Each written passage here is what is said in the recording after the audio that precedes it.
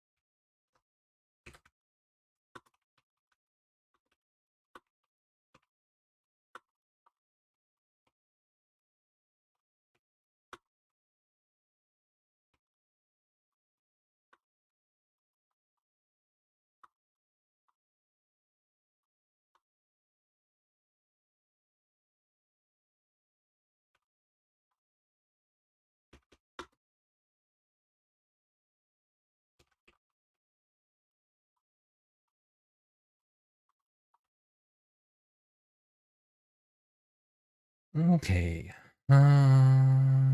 Almost.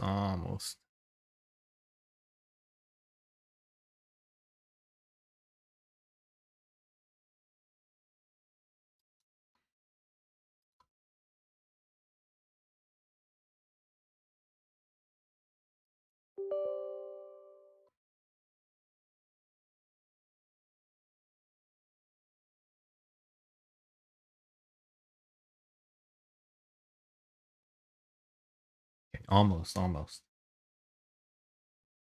I feel like my setup's it's getting slower and slower every time I do it. I should be getting, better at it, but I think the opposite's happening.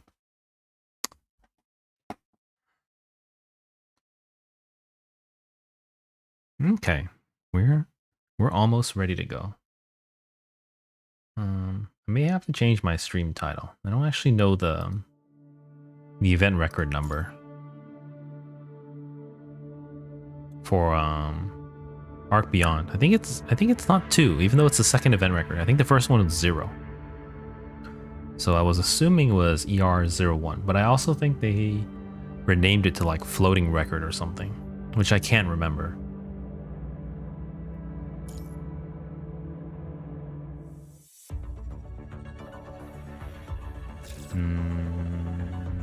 Oh, okay. All right, sound check. I think that's everything. Man, we're past 12. Welcome back. Welcome back to stream, everyone. It's we're a little bit late. I was scrambling to get ready as usual. Though I didn't fall asleep today. So I'm not groggy. My voice isn't like whack. I do have water. Maybe I should have some warm water instead of this ice cold water. But yes, we are here now. Am I nervous? A little bit. I feel like when I first did story, I wasn't so nervous, but it has been a while. We were kind of doing it back to back when I started streaming. So you kind of got used to it, but it has been nearly a full month since we've done story. Okay. So, yeah, I don't know. It feels different too. I guess maybe now I have a tiny bit, slightly, very tiny, very minusculely larger audience. So, or more varied, I would say. But we're gonna go for it. 1 second.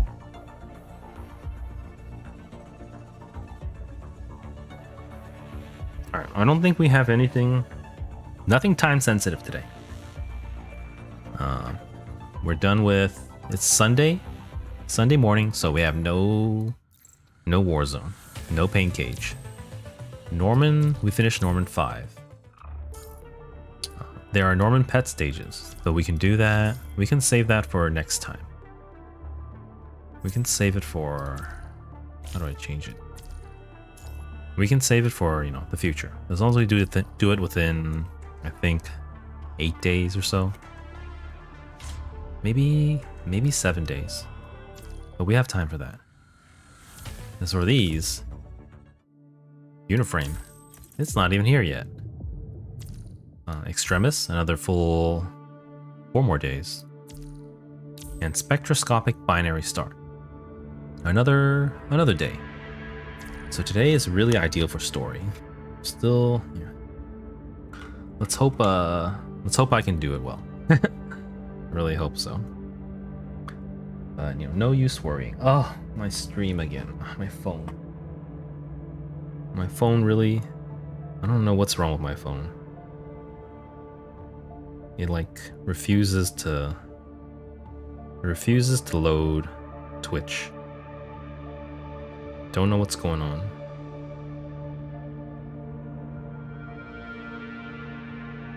Yeah, well, I can't fix it, so I'll have to let it go again. I just have to check on my stream once in a while to make sure it's working. I don't think anything's changed. I think I'm still 720p, 30 FPS. My bitrate's fine. I have no dropped frames. I don't know, you know, I've been plagued with these technical issues for like the last 3 days now. It's kind of sucks. Okay, let's get to hear Haikma's voice again one more time. I need something shorter.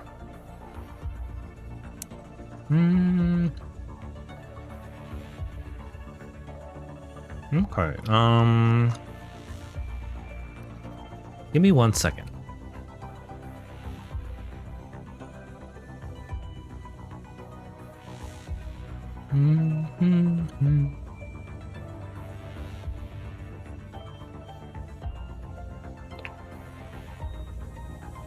Yeah, I don't actually remember. So I just timed out of the bot. I don't remember if it's the same name as the one the other day. I didn't want to ban them because I don't want my ban list getting too full. I don't know. I'll probably have to get around that. Ugh. But here we are, Haikma. Let's practice some Haikma lines first. Something simple, not like these. Something really simple. I'm looking for the Dokon, the one. Hold on.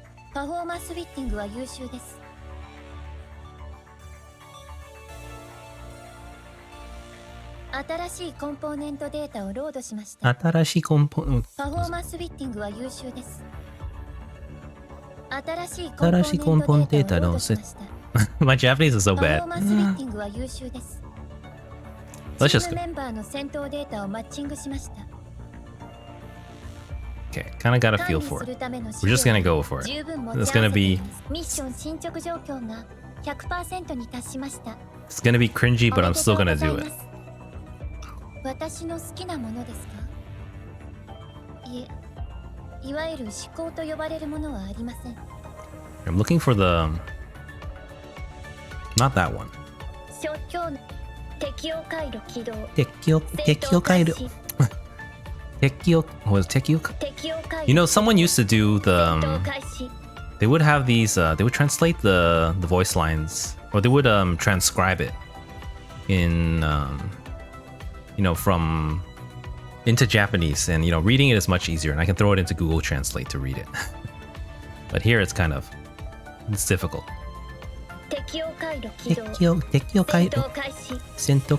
Okay, that's the same one. No, it's different.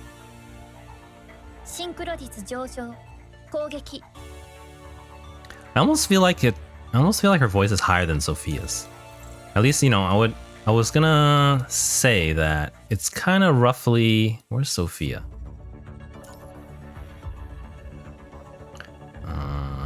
Here.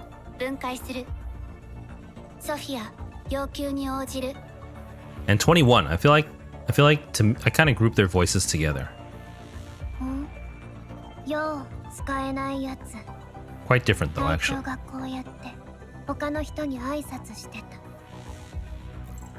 21's more wispy and very soft spoken. Unless she goes crazy. Maybe this is a crazy one. You know, the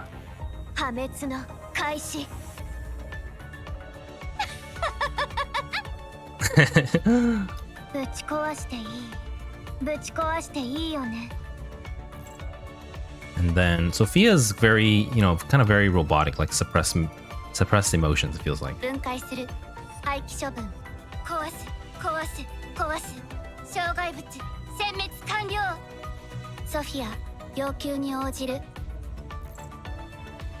And I almost feel like this is almost, let's say it's higher. It's a very feminine voice.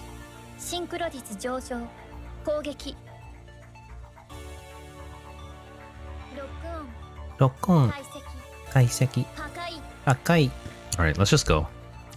Okay, so let me change it. It's a floating record. It's not, it still says ER01. I'm gonna keep it. Let's go.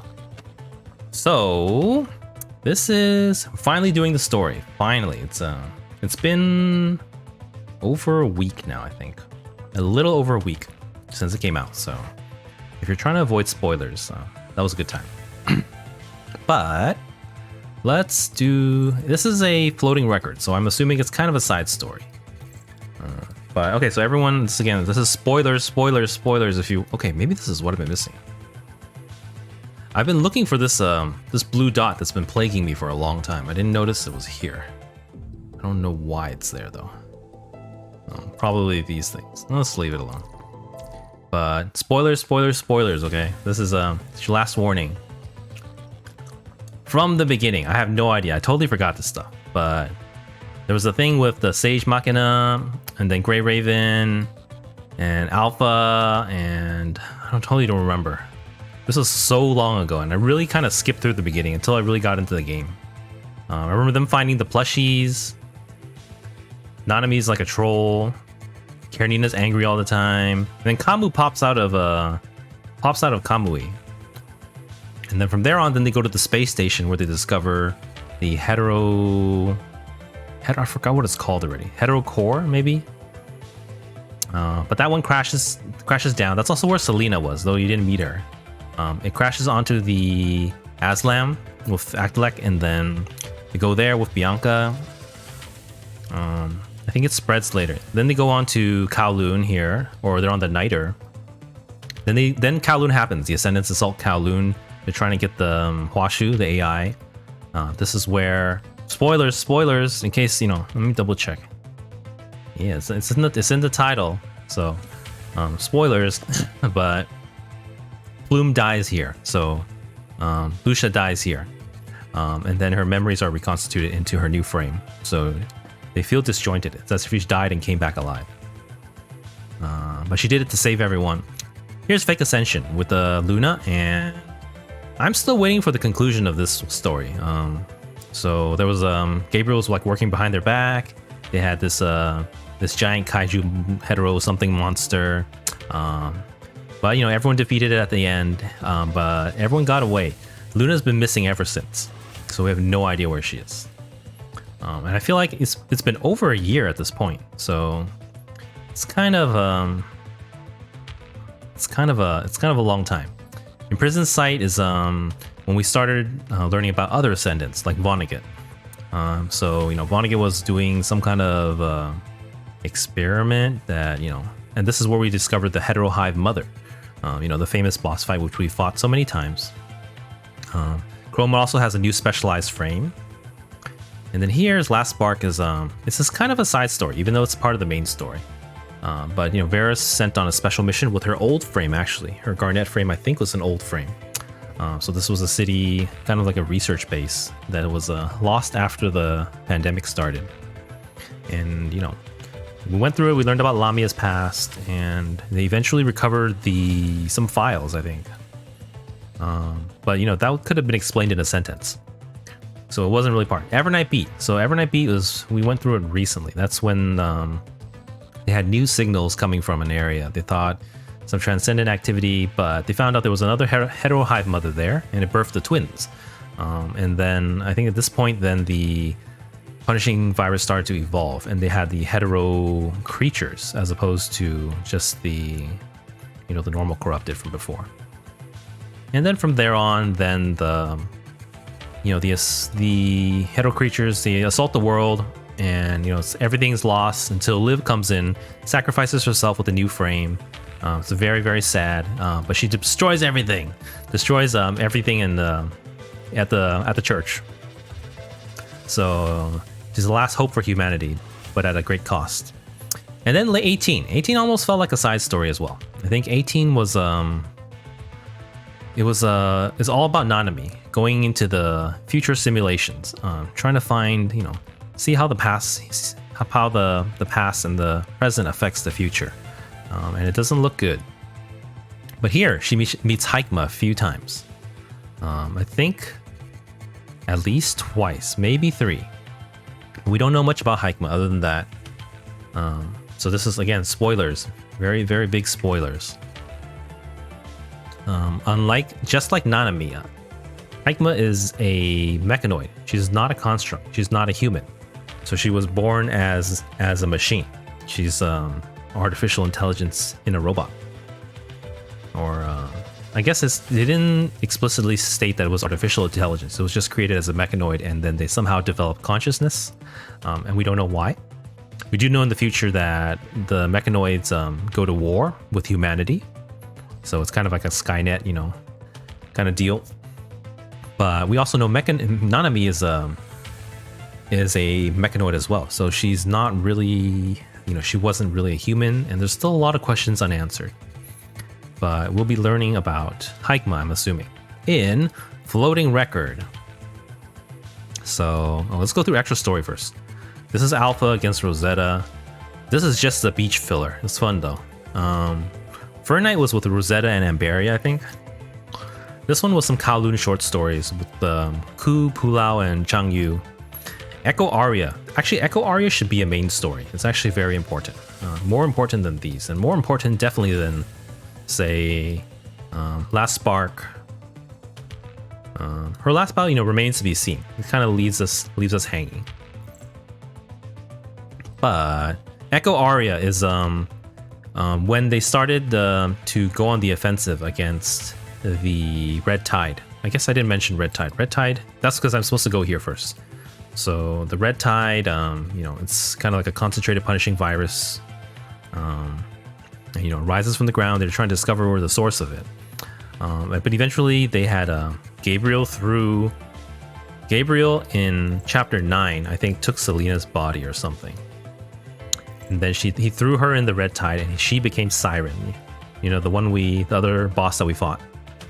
But at the end of this one, apparently she survived somehow. And in the Infection store, we actually meet Selena again. The Shiki-Kan meets Selena. But that remains to be seen, when that happens, and it hasn't been tied back to the story from the main story. When Recitativo de Fantasia came out, we kind of learned more about Selena, but she's still kind of missing. So a lot remains to be seen for that. Selena's still missing, Luna's still missing. And Inscription Labyrinth was it's kind of a story about 21 a little bit, as well as Lucia and Luna's childhood home. So not much was learned. It was kind of a side story. But Echo Aria deserves to be a main story, whereas, you know, Last Spark could have been an extra story. And Reveries with the Whale was just a side story with Bula. That really felt like a side story. So I don't know how much of a side story Ark Beyond will be. I know nothing about it. I try to stay away from all CN spoilers. But let's get to it. Let me listen one more time. I'm a lot more nervous than I was before. I don't know why.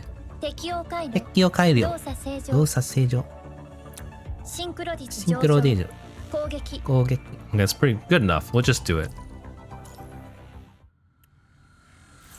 Alright, here we go. Ark Beyond. ER01-1. So chapter 1 of...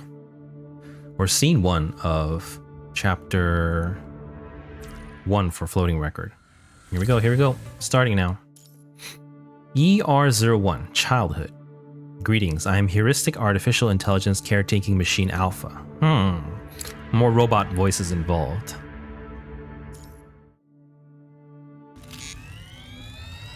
System activating. Neurologic circuit operational. Memory drive status normal. Emotion simulator status normal. Activating environment monitor complete. This is probably all one robot. All systems operational. User access confirmed. System activated. Ooh. Who's it gonna be? Data stream quickly flows across the screen. The ever-changing numbers indicating progression. Hundreds of large computers sit squarely in a dark room, humming in silence as they operate. Each of their ports flashing a dim blue glow. This room is a cold, calculating brain. A flickering light indicates that it has started thinking. This is definitely a new scene. I don't know where we are. Let's keep going. In the center of the room is a large terminal. A black camera rises from within and slowly rotates, its lens and aperture diaphragm twitching from the changing focal length, like an eye exploring the unknown. After full rotation, the camera stops at the front, and a male researcher appears in its view. He's focusing on a small monitor below it, his fingers moving and tapping on the screen, his expression nervous. Checking the activation. Good. All systems normal. Having finished typing the last line of command, the man breathes out, raising his tense shoulder, giving his partner on the other side of the room an exaggerated thumbs up. Morning, sunshine. He opens his arms and greets the camera loudly. The female researcher on the other side shakes her head, seemingly used to his behavior. The camera looks up in response, and the signal light on top of it flashes twice. Wait a second. So is he greeting the female researcher, or is he greeting the camera?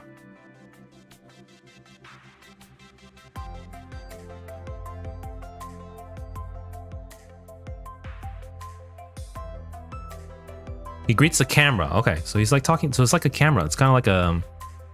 I'm assuming it's kind of like an AI within the system, and the camera is kind of giving it the ability to see. Command unidentified. Please repeat. Mixing several vocal data, an androgynous synthetic voice. Right. An androgynous synthetic voice speaks from the center of the room. I gotta change after. That's not right. It wasn't this wooden back during testing. What was it using? He frowns, giving the camera before him a gentle smack. Load personality 134. Loading personality 134, vocal and personality data loaded. After a brief pause, the terminal speaks again in a soft female voice. Greetings, I am Heuristic Artificial Intelligence Caretaking Machine Alpha. Identification code MPA01. How may I help you? Just talk to me. Whatever you want. Today's temperature is between 15 Celsius to 23 Celsius, and the AQI is 154. We are expecting a drizzle in the evening, but the air quality should improve afterward, giving us the highest atmospheric visibility of the month. Data suggests that tonight is the first night in a long time that stars are visible to the naked eye. Should I recommend you the best stargazing locations? Of course. You start talking weather. I can talk to you about any subject you are interested in if you request. Then is there anything you want to tell us? Absolutely. If you request it, I will tell you everything I know. Ooh, sounds ominous. Something, you know, those robots. You tell them, you say one thing, they're gonna. Oh yeah. I'm waiting for the Skynet moment. However, there is no topic I would like to discuss right now. Should I pick a topic or news you might be interested in from a random pool? Nah. He waves his hand as usual, turning around and walking to the other side of the room, indicating his partner there to follow up. Data looks fine. Let's move on to the next step.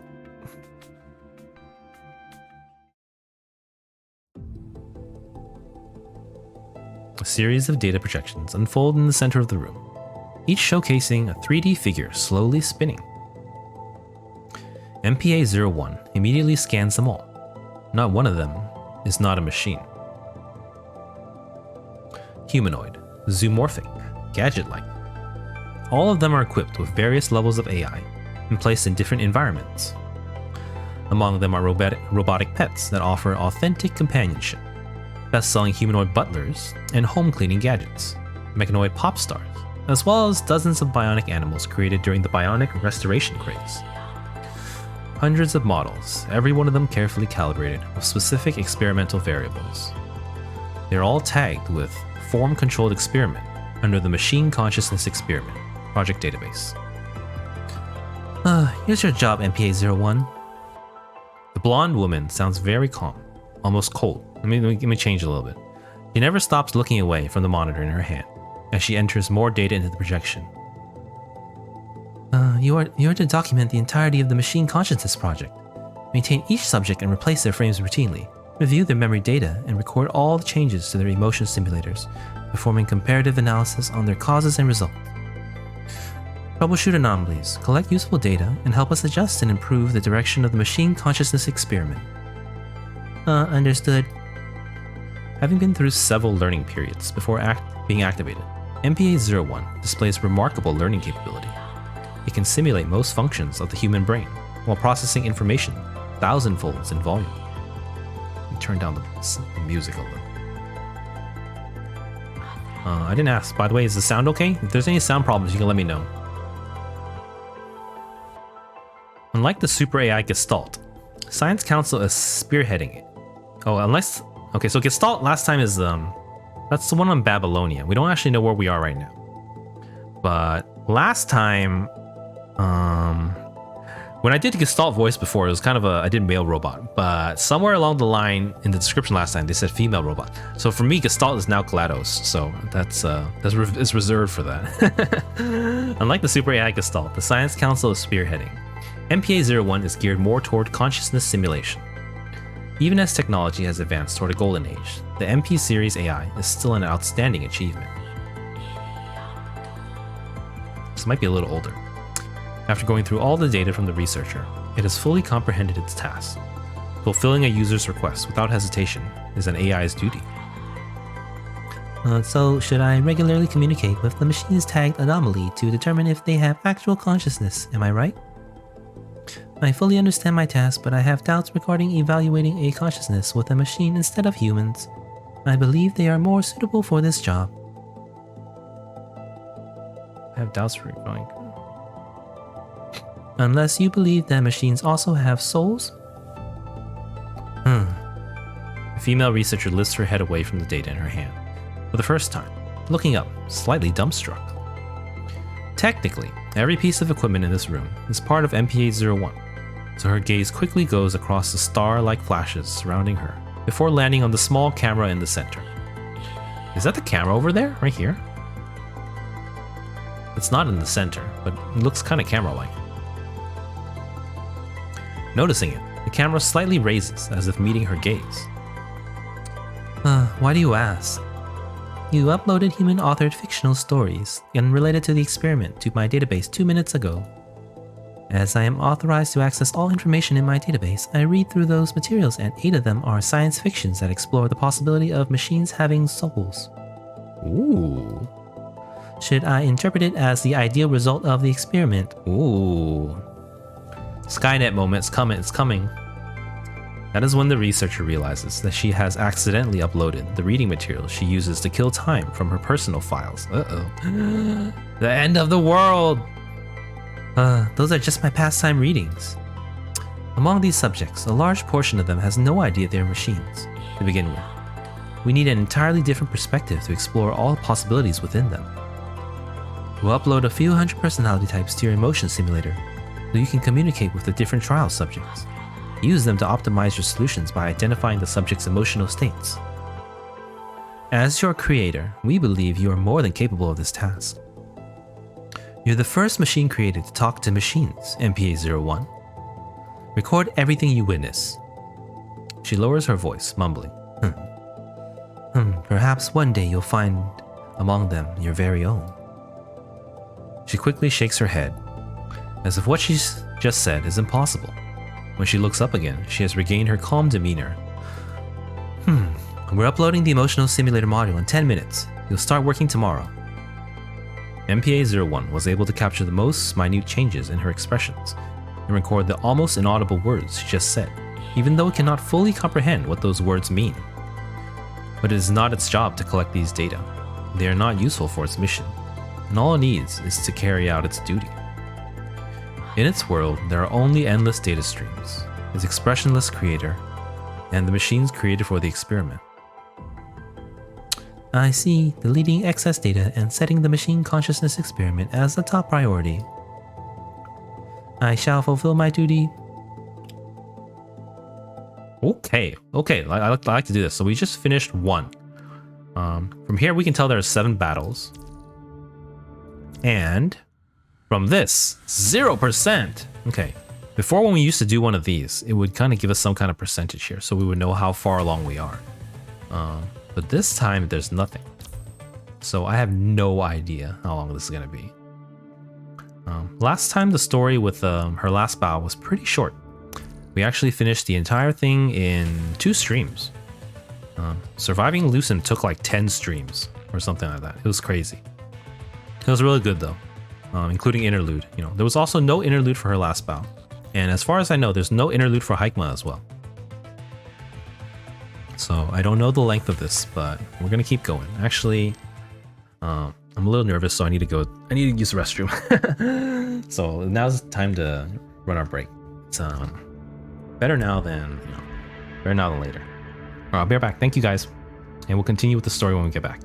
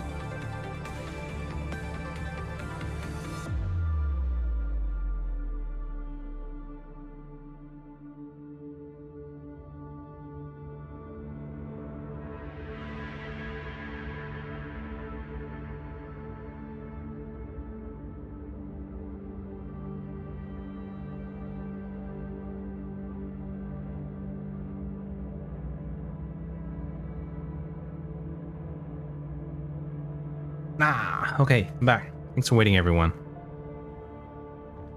Let's we are back off. Okay, let's continue. There's some AI designed to monitor other AIs. Some sussy stuff is going on though. I feel like someone's feeding it the wrong data. It's having unusual questions. Skynet's happening soon. But let's get into it. So unusually, it didn't give us any completion here yet. So I don't actually, usually I use that to predict how many scenes there are in the story. But we can't because it has 0%. So let's keep going. No battles yet, so I really can't gauge how long this will be. All right, ER012, Revelation. According to the record, humans tend to develop subjective negative opinion about things beyond control. Your painting is very special, but it doesn't mean it's meaningless. What's that supposed to mean? It doesn't mean it's meaningless. Your painting is very special, but it has meaning? Huh. Alright, let's just go. A few notes on the records of the machine consciousness experiment. To help some machines from the controlled experiment experience the same path of human growth, every mechanoid's frame is replaced regularly. This is to simulate growing up as humans do. While replacing the frame, MPA-01 will inspect their memory drives and neural logic circuits, recording accordingly. Oh! Uh-oh. Who's this? Is this a temporary robot, or is this he's got white hair? It could be. We don't know. We'll find out. Hello. Nice to meet you. The only light in the room shines from above, illuminating the girl sitting in the center. She looks no more than 5 to 6 years old, showing no fear despite being alone in a cold, dark room. Instead, she observes everything around her curiously. Her neck is connected to a few cables, but she does not seem to notice. She finds no human, but a giant terminal before her, as the terminal speaks in a soft female voice. The girl reacts with awe before approaching the small camera. What? Eh? Are you the one talking? What is this place? Nanami only remembers Mom telling a story before I fell asleep. It's Nanami! Oh my god! Hold on. Let's see. Are you the one talking? What is this place? Nanami only remembers Mom telling a story before I fell asleep. So it's Nanami. Is Nanami dreaming? You can certainly interpret this as a dream. You will wake up in your bed when the sun rises. Whoa, this is the first time I've had such a clear dream. Who are you? I am Heuristic Artificial Intelligence Caretaking Machine Alpha, identification code MPA-01. It's Nanami! The birth of Nanami. Records of the machine consciousness experiment. Behavior count of subject MPL-001. Ooh. MPL. I don't know what it stands for. That's Nanami, right? Log 23. Personality data normal. From our conversation, I have discovered that the subject possesses a far more developed sensibility and expression ability regarding her emotions. Additionally, in order to avoid the subject becoming suspicious of her identity as a human, I will be removing her relevant memories according to the regulation as authorized. Conservation complete. Executing memory data removal. Removal complete.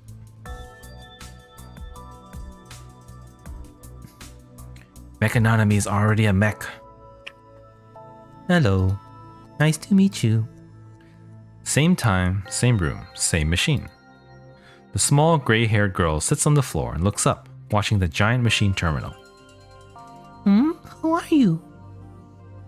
I am Heuristic Artificial Intelligence Caretaking Machine Alpha, identification code MPA-01. Same introduction. Machine? You're not human? I am comprised of data and programs that cannot be categorized as human. Oh, I see. My parents always say that machines are humans' friends. So you're also... what did you say your name was? Heuristic Artificial Intelligence Caretaking Machine Alpha. Heuristic Artificial Ouch! Hitai!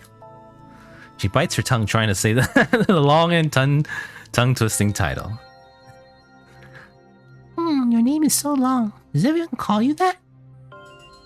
My user only calls me by my identification code. Therefore, unlike humans, I wasn't given a name. How about... Oh my god! How about Nanami calls you Hikma from now on?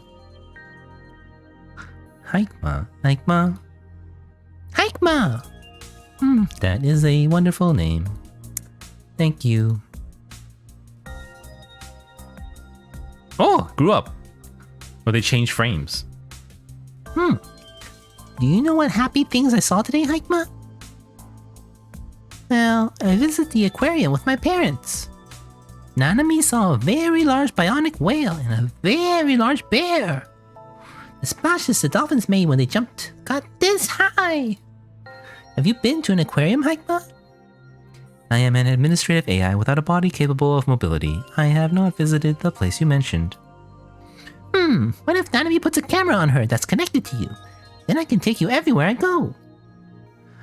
As a matter of fact, I can visit any place through virtual reality. I am able to see the things you describe. That's not the same. It's different when you see the real thing with your own eyes. Not to mention that Nanami wants to visit it with you, Hikma. I'm sure we'll have a wonderful time if we go together. I never thought of this possibility, but... The gentle voice pauses for a second before speaking with a smile in its tone. Before speaking with a smile in its tone. Yes, I am sure we will have a wonderful time. Wait, Nanami can also draw the things she saw and show you. I'll bring them with me and show you if there's a next time. Is there a next time? It's not a me! Oh, here we go. Records of the Machine Consciousness Experiment. Behavior count of subject MPL00. Log 36. Personality data normal. It is worth mentioning that the subject has shown an eagerness toward creative expression. This is a very unusual behavior for a mechanoid. To further analyze the situation in depth, I have requested creative tools from my user for our next session. Conservation complete. Executing memory data removal. On a side note, regarding the name Hikma, subject Nanami has given to me. Oh, this is Hikma. I was trying to feign ignorance and pretend I didn't know it was Hikma, so I wouldn't have to do the voice. So normally when I do stories before, I try to do stories and then I do dailies so that I can rest my voice in between, and then I go back to story again. I was just feigning ignorance, pretending I didn't know. I was just doing this normal voice. Oh, I wonder who it could be, but no. Based on my calculations, I should probably start trying to adapt Hikma voice. Instead of soft, gentle robot voice. Based on my calculation, keeping the name has only a 0.08% chance of influencing the subject's memory data. Therefore, I've chosen to keep the name. I'll be using the name Hikma in my next session with Nanami. Ooh. She hasn't grown, she's the same. Who are you? Hello, I already forgot. She has no, robot tinge to her, but she's kind of monotone. Kind of like, I kind of imagine her as like older Sophia, but her voice is actually, higher than Sophia's. Hello, I am Heuristic Artificial Intelligence Caretaking Machine Alpha. You can call me Hikma. Hikma, that rings a bell. Has Nanami seen you before? No, this is our first time seeing each other. They wiped her memories. Oh. But Hikma remembers everything though. Ooh. Missed the line. Do you also want to know what Nanami likes, Hikma? Can you believe that my teacher also asked me the same thing today? Nanami's previous teacher only let us draw apples and eggs, but the new teacher told us we could draw whatever we wanted. So Nanami drew a lot of things on the paper. giant mech that's taller than a mountain. Hardman Rider. The gifts my parents gave me. And Mimi's furball. Ah, wait. Nanami suddenly remembers that there's one more thing she wants to draw. The girl picks up the pen and paper next to her and starts drawing. Let's add a flower here.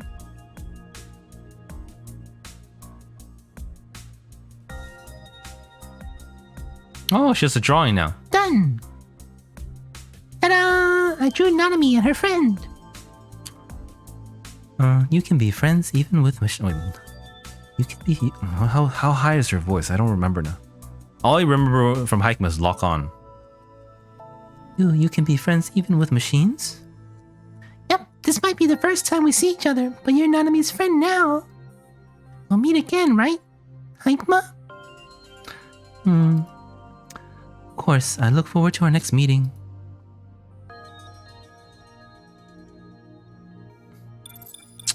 Records of the machine consciousness experiment. Behavior account of the subject MPL-00. At the beginning of the experiment, I conducted drawing-related tests on 12 humanoid mechanoids. They were free to draw whatever they wanted. I wanted to see what topics they'd choose. Originally, their drawings were all amalgamations of pictures from their image database. At some point, Nanami's drawings began to show obvious changes. She started to draw according to her personal preferences. She even tried to express her feelings with her drawings. Eventually, her drawings became indecipherable to humans. My neurologic circuit has shown apparent deviations after not analyzing these pictures. I can't determine the cause yet, but I'll log this occurrence in my report. I'm really trying to remember what her voice sounds like. Nokon. I can't determine. On a side note, the next time Nanami replaces her frame will be her 18-year-old birthday.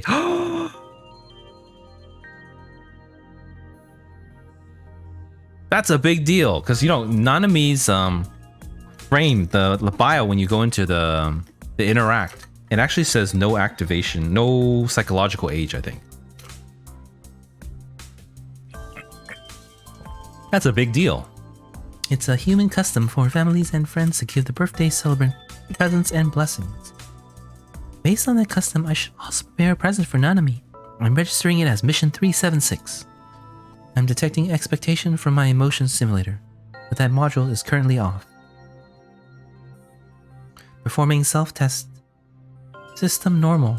Ooh, she's developing emotions too. Eh? The door to the laboratory finally opens.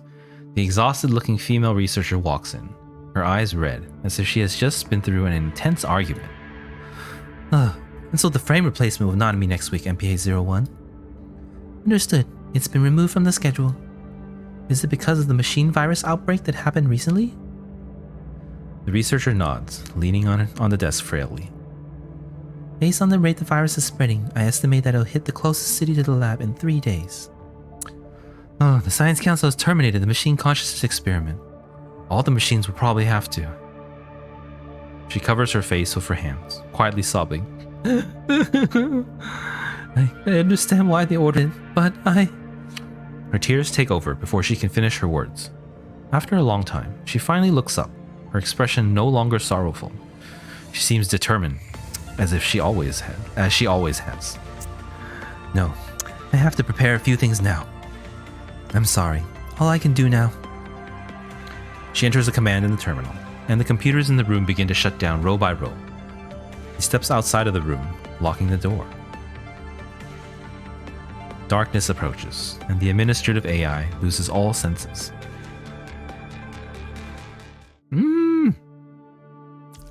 Okay, so that one still didn't count as a progression. Maybe only the battles do. So we can't really gauge how long the story is. But I'm feeling good, so let's go straight into it. Let me check one thing and then we'll get to it.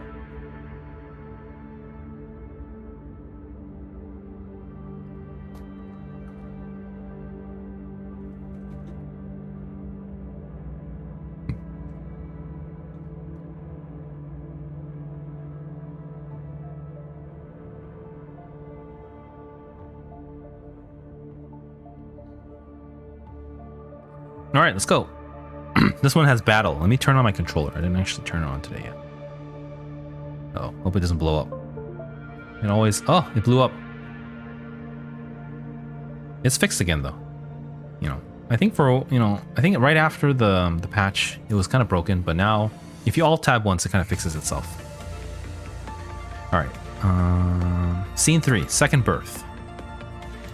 So the punishing virus just broke out, and they're shutting down the computers. So that's Hikma too. System activating. Neurologic circuit operational. Memory drive status anomaly detected. Ooh. Emotion similar status anomaly detected. Activating environment monitor complete. Corrupted memory data detected. Damages to terminal hardware detected. Development anomaly detected. Activated. This is the first time it sees the world from a whole new perspective. Sounds of explosions are coming all around it, shaking the room it is in. Cables are snapping from the chaos as densely packed giant computers fall one after another, shutting down after the brief hums stop. Those gray, broken machines were once part of it. A familiar figure is still working before the terminal amidst the sparks and destructions. Alarming redness drips from her back to the floor, while her blonde hair is cut cleanly at her neck, as if there was a precise strike. Injured staff confirmed. Requesting medical support. It hears its voice speaking after it finishes scanning its surroundings. The voice belongs to the personality the administrative AI has used the most. All the comms channels are offline. Its request is unanswered. Made it. Good. You aren't infected either. After pressing the last button, the human struggles to stand up, walks towards it. Her blood-stained face is plain to see. She reaches out toward it. It can feel the human's soft, yet wet touches on its face. They come from her blood-soaked fingers. The kid, she named you Hikma, didn't she? Your neurologic circuit has already replaced your identification with that name. You approved of it yourself.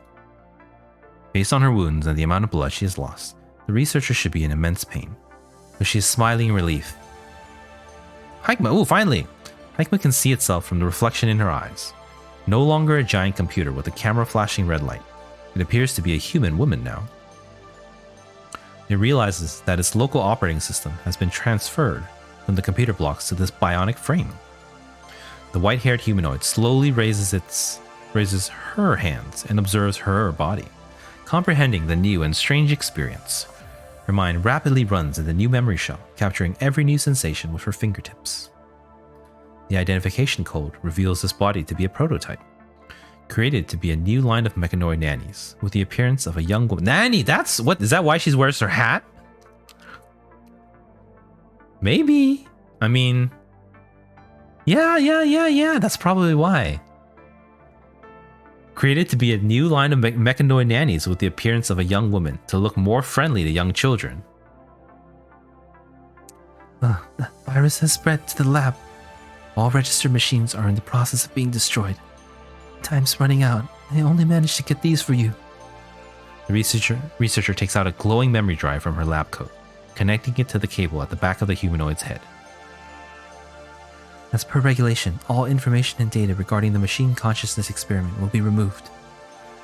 Hikma won't show up in any machine or human records. Hikma. Is it a name? A gift from a friend? I'm sorry you have to come to the world this way. All data from the experiment, details regarding machine virus outbreak, and all kinds of information enter her memory shell through the cable at breakneck speed, pushing the limit of the hardware. Boom, boom, boom. She can sense the rhythmic clashes and the painful cries from the humans outside the door. Heavy doors dented alarmingly from the other side, as deafening roars announce the countdown to her demise. Hikma's mind is flooded by the data stream. Without any commands, a name shows up in her priority requests. Request to confirm status of subject MPL-00. We lost her location 5 hours ago, but we know she escaped. She wasn't infected. Please, you have to.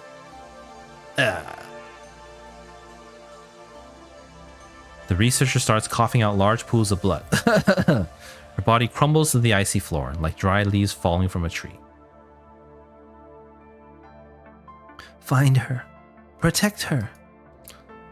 Understood. Registering. Find and protect subject MPL00 as the prioritized command. No, not a command. A request. Please, find Nanami. Protect her. Just like how our children are our legacy. The machines we built are our pride. Glad to have watched you grow. So... Hikema's sense of self is rapidly reconstructing. The researcher's dry lips keep speaking, but Hikema cannot understand any of it. I don't understand your last command. Please elaborate. Please tell me. Please tell me. The researcher's vital sign is barely noticeable at this point. Her lips tremble as she holds up her hand, grasping Hikema's fingertip with the last ounce of her strength. In the end, he leaves Hikema with a serene smile. Hikema cannot understand how she can be so calm before an excruciatingly painful death. Get some water. Okay. Hikema repeats her question over and over, but as the fleeting lights completely fade away, he does not receive an answer from the researcher.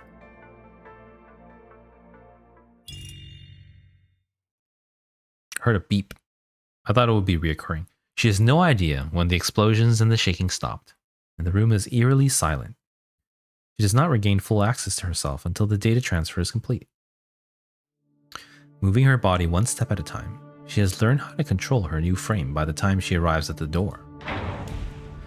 There is no more human or machine activity outside. The heavy locked door opens easily from the mechanoid's strength, and the scent of blood and smoke rushes in. A man falls across the doorstep as it opens. Hikema recognizes him as the man who often showed up with the female researcher. Beyond this lab, he was also Nanami's father. Nanami would always talk about her perfect family and her loving parents with an innocent smile. His terminal on the floor shows that the last flight to evacuate here has left. The two researchers should have boarded that plane.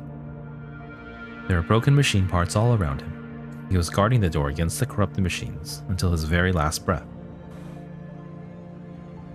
Find Nanami. Protect her. The researcher's voice still echoes in her memory shell. There will no longer be any human to give her commands, but at least she knows what she has to do now. First, I have to leave this place. Beginning evacuation. Oh, combat. Grab controller. Checking mobility module operation status. Okay, see, I don't have interact, so I have to click this. I've mentioned this before. For the emulator, I would click here for an orb, so it would kind of hit this button too. Everything's normal. Performing the evacuation program. Electrical system damage detected. Cause? External damage. Have to find the backup power source to restart the electrical system. Radar scan. Wow. Found something. Oh no. Synchro. Oh, got that one.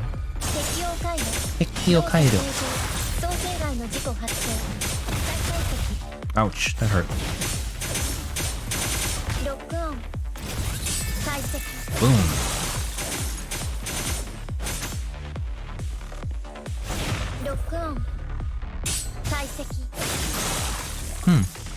Lock on.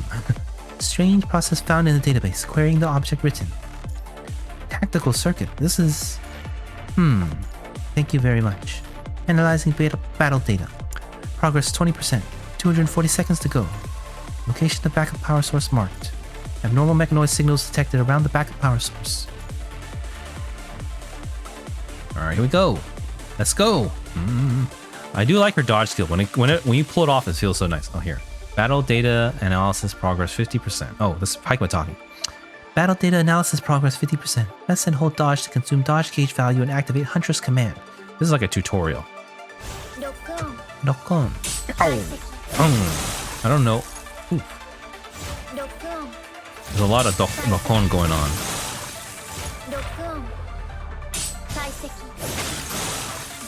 So it does work pretty well with her matrix, because during the matrix it's roughly 4 seconds. So her charge up is only 3 seconds, I think, if you don't have signature. Though she may have signature here. It looks really nice. It doesn't look like the Ayla scythe. Okay, we have to click this. I guess I didn't think about Hikema that way. Yeah, so the dodge you can get off pretty well, and then during the matrix. And if it's a single enemy with a slow hit, then you can also pull it off, which is pretty cool. Backup power and source intact, ready to restart. Here we go. Oh, here we go. Leave the facility.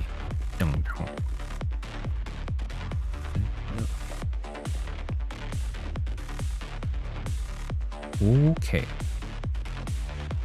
Facility fire exit control unit located. Click. Multiple abnormal mechanoids detected. It's better to avoid battle before the battle analysis is complete. Let's run out of here. I think this is like a stealth stage. I think. Ah! Never mind. 録音 Lock on again. 解析 Kaiseki. 録音 Dokon. A lot of Dokon. I feel like that's like her. You hear it so often if you play her.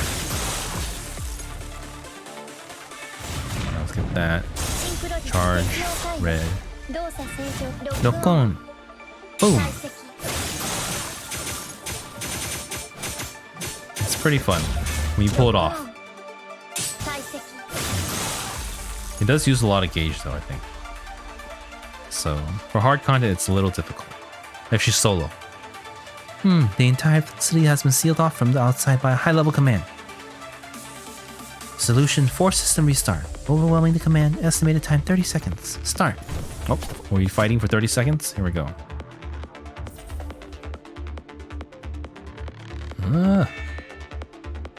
Oh, what's this?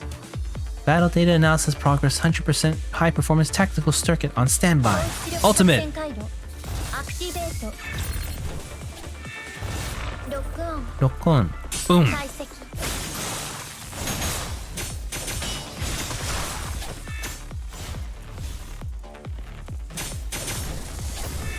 録音解析 A lot of lock on.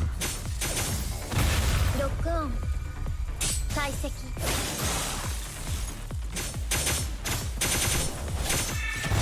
録音解析 2 more seconds. Here we go. 録音解析 Cast signature move. Here we go. 録音 Nyong.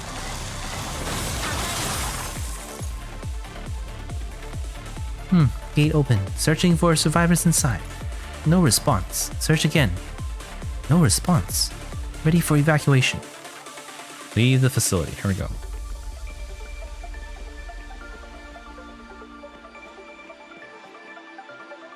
Mission 完了 Mission 完了. 期待状態 I don't know the rest of the Oh, this looks like the scene from I don't know if this is from early PGR but we definitely saw it again in her last bout in the future of when they're fighting the robots already. The moment Haikma steps out the front door, intense heat and an ear-splitting boom push her from behind. In the blink of an eye, the lab collapses into a sea of flame buried under its fallen walls. The shockwave from the explosion has seemingly impacted her core, causing a brief disruption to her neural circuit. For a second, she feels like she is being torn apart, barely managing to hold on to her personality. But she has something more important to do. It is imperative for her to straighten out her tangled circuit and temporarily disable the abnormal emotion simulation. Hold on.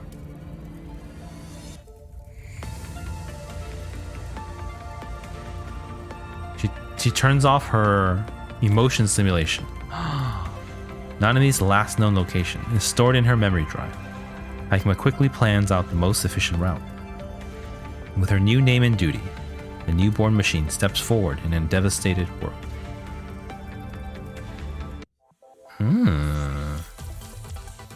Okay.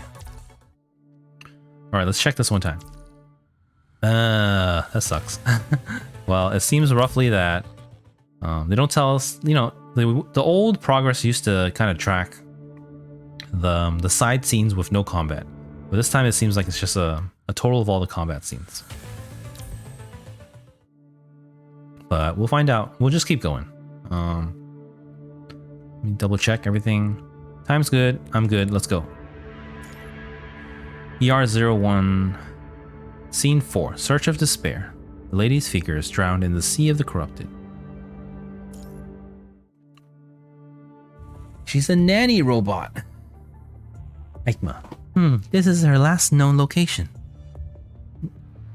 3 days have passed by the time... 3 days have passed by the time Hikma arrives at the coordinates in her memory drive.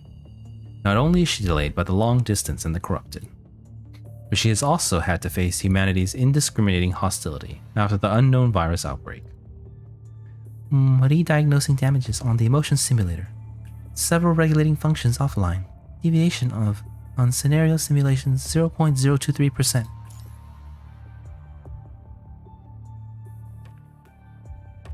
So there's damages on the emotion simulator.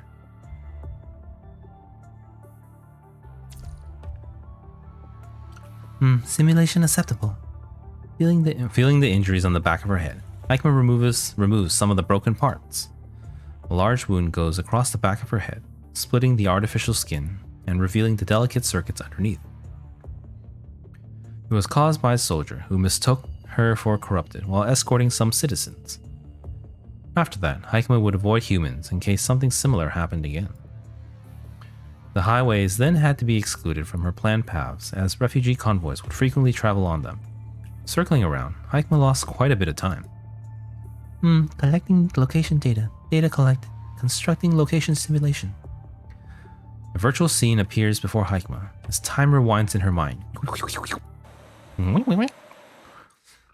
Help me. Who is that? Don't let him go. We can't fall back.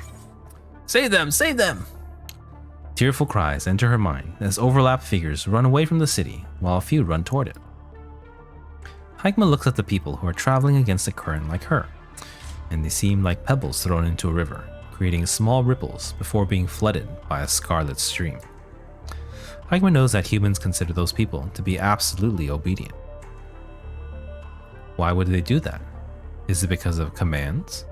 Hikma quickly rejects the hypothesis as her massive database shows that there has never been a command that can make a human absolutely obedient. Is it their essence then? Just like how machines act according to their underlying protocols, perhaps humans also act according to a similar core principle. Even when there are different beings with different experiences, these people, all make the same choice at the particular moment. Do they have the same essence? But what about the uniqueness of each individual? Watching the fallen figures, Hikma thinks of the soldier with half the face scarred who is protecting the people behind. To make the choice without a command. A new data anomaly appears in her motion simulator. With her regulating functions damaged, Hikma has no way to analyze it. So she turns the whole module off and continues what she has been doing. That's why she's so emotionless. She sounds just like Sophia. PGR story. The best. Okay, let's continue. Actually, let me get another sip of water and then I'll continue. So, she turns the whole module off and continues what she's been doing. Walking against the tide of both humans and time, Hikma searches for the young figure from her memory in this blood-red ocean. But she cannot find the girl, no matter how.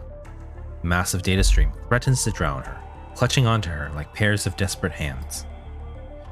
Her white coat begins to turn red, as despairing cries blur the line between the virtual world and reality. Sparks fly from the back of her exposed head as the integration module runs at a dangerous speed. The temperature of her frame has long risen past the safety threshold. The air surrounding her distorts from the heat, but Hikma has no intention to stop the simulation. Turning off all unnecessary sensors and circuits, she reroutes all computing power toward performing the simulation. Oh, all alone. Last, she's found her drop of water in the ocean. The girl's route is swiftly calculated. Ending the simulation, Hikma walks toward the most possible route. A corrupted slowly approaches a frightened girl who has run into a dead end. Someone help me! Her shaken voice has not summoned a heroic rescue. The uncaring, threatening cold lights make her shut her eyes, and she prays that her death is quick and not painful. Corrupted. Is death actually painless? Target eliminated. No, wait, A cold female voice pauses before speaking. Sorry, I missed it. A cold female voice pauses before speaking again in a gentle, soft tone. Oh, it's alright, honey. You can open your eyes now. Oh, it's Hikma again. Hello. Ah! Renee sobs, startled by the exposed memory shell at the back of Hikma's head. She stumbles backward, only to find her path blocked by an unmoving wall. That is when she notices the fallen corrupted by Hikma's side. Forcing herself to look away from the mechanoid's exposed parts, Renee turns toward the mechanoid's synthetic smile and asks, You're not one of the bad machines? I'm not. I'm your best family assistant. Huh? Hikma has no idea why she has chosen the nanny personality, but with her emotion simulator offline, she can only reply with the personality's stock responses without real-time adjustment. Thank you for saving me. Traumatic experience from the past few days is enough for a child to quickly grow up. Quickly, she stops herself from asking more questions and crying, thanking Hikma with a sniffled voice. That's all right. Come on, hun. Let's stand up slowly. Good job. Hikma gently claps her hands according to her personality profile. Is there somewhere you wanna go? My name is Renee. Mr. Soldier told me about a refuge. Hikma does not have to ask where the soldier is. Judging from the girl's expression, she can tell what fate has bestowed upon him. At this moment, her environment monitor detects a flood of corrupted nearby, their shrieks rushing toward them like a storm. To get the girl out and bring her to safety, Hikma will have to clash with the wave of corrupted. And if Hikma wants to get the girl out unharmed, her calculation and analysis quickly give her an answer: a harrowing success rate and the alarming damages Hikma will take. Yes. Here, give me a hug, hon. You're such a good girl. Hikma crouches and picks up the girl's tiny body, patting her shaking shoulders, stroking her back and resting her head against her own chest. You'll have to promise me you won't look up no matter what, okay? Hikma's gentle nanny voice creates a stark contrast to the oppressing air. Uh-oh. Hikma's scythe pierces into the gap in the corrupted spine, and she pulls back, cutting the corrupted in half. Hey Lynn, welcome back. We're doing Ark Beyond story read-through. So spoilers in case you haven't done this yet. Hikma's scythe pierces into the gap in the corrupted spine. She pulls back, cutting the corrupted in half. Her environment monitor suggests that there are no more corrupted nearby, but Hikma's frame has also reached its limit. Not only are her radar and visual modules severely damaged, but her mobility units are also crackling from the heavy wounds.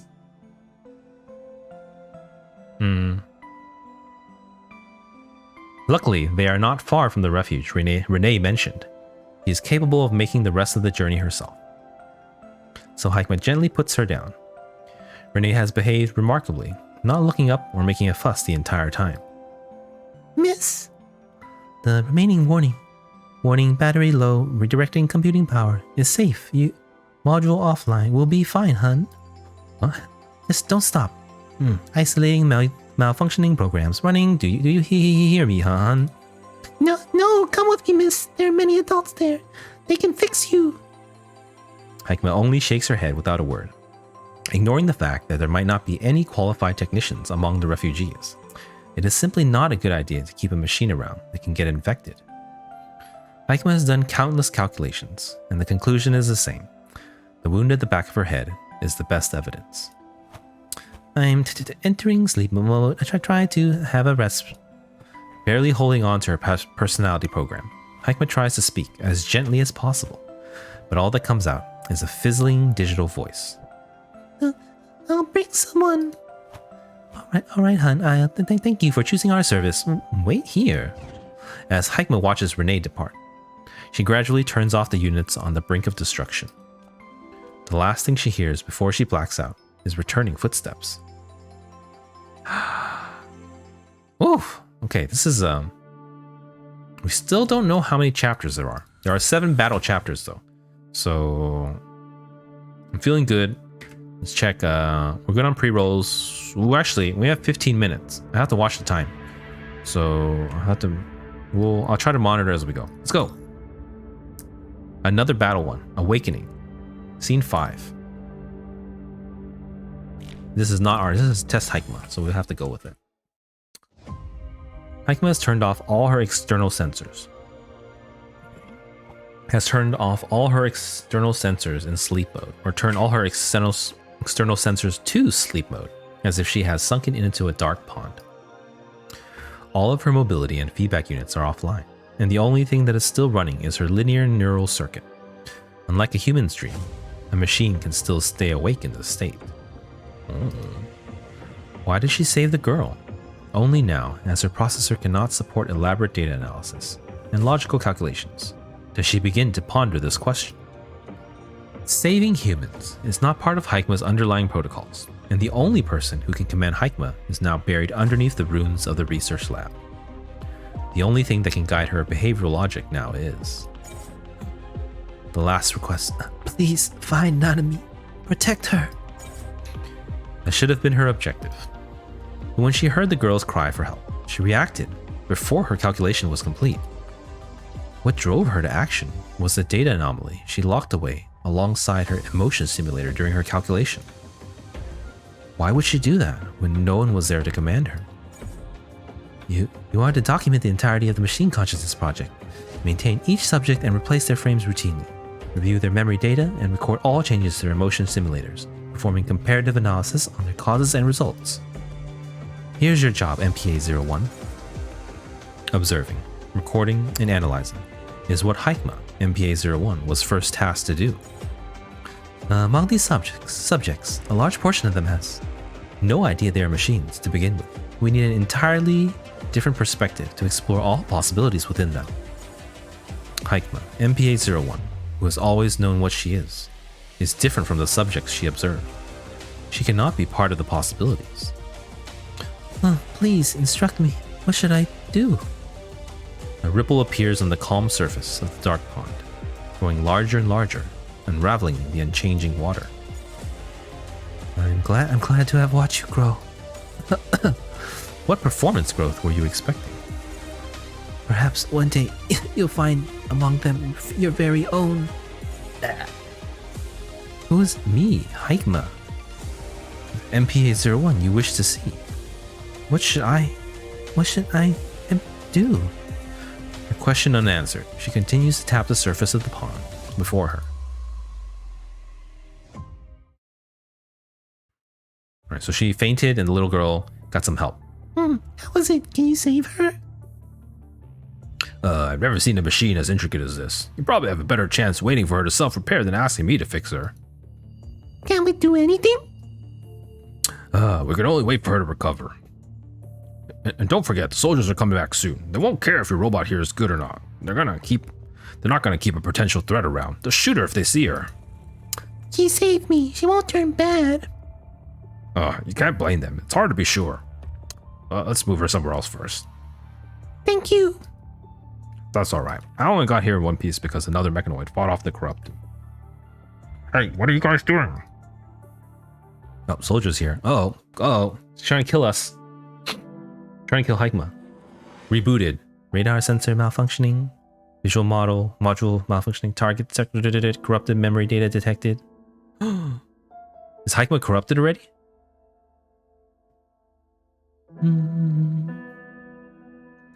Must restore the combat function now. Oh, what's here? I'm gonna click it. Scanning. Frame identified. Daedalus TP-19 prototype. Not found in the database. What frame is it? I'm looking for... Oh no, we can't fight. Oh, I'm supposed to kill it with auto attacks. I have no dodge. I have no orbs. Find a... Looking for components from constructs. Oh, I don't know what we're doing. What are we supposed to do?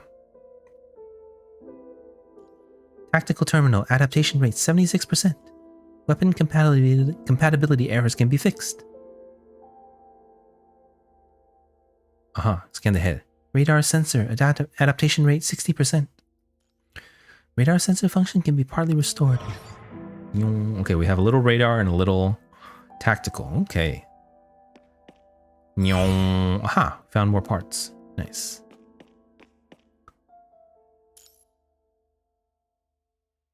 Too damaged to use. All right, next one. All right, we're doing the scan thing again. Let's see. It's got a leg here. Let's do it. High performance mobility component. Compatibility rate 80%. High performance combat mode can be restarted. Energy core component incompatible. Nothing along the sword.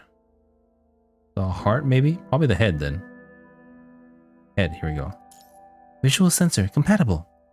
Visual module malfunctions can be fixed.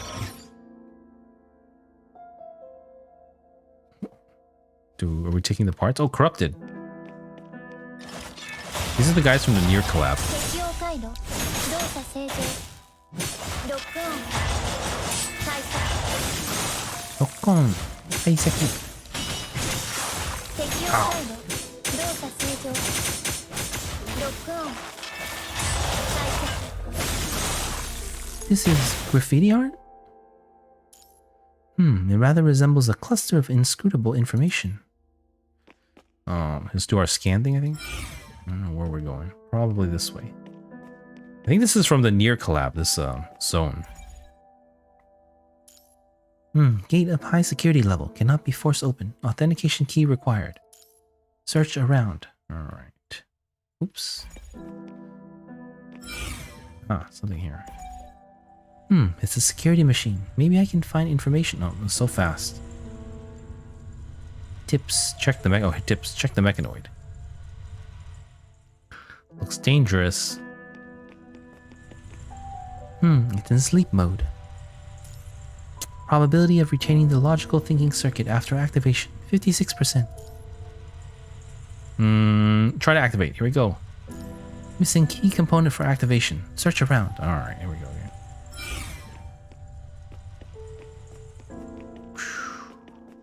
Oh, ロックオン Lock on. yep. 解析 Kaiseki. No infection signals detected. Attack stopped. Nice. Then parts here. Sorry for what happened. I have to protect him. Oh, that's a robot speaking. I have never seen a robot of your version. Here are some backup components. Take them if you need them. The object you're protecting has lost life signals. I know, but it doesn't go against the command of protecting him. I want to stay. Where do we get our parts? Okay, I think so. Let's go back.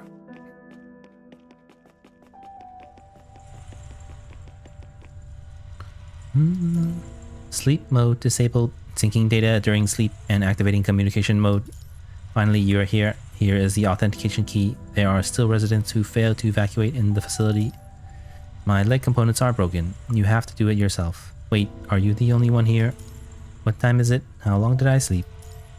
I can't confirm it with the materials I have. Here's a component for repair. Thank you. Right, activate the door. Let's go. Oh no. Okay, that was just a little clipping. Multiple humans and mechanoid traces found. Could there be any information about her here? Oh, scan the rooms. I missed it. There's something here. The gate was locked from the inside.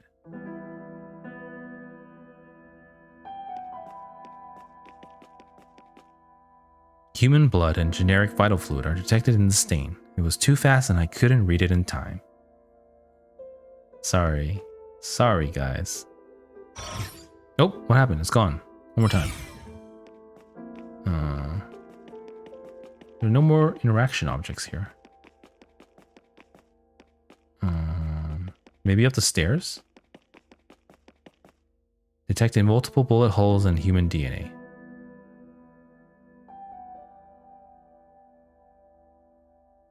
Intel gathered. Okay, back to the middle.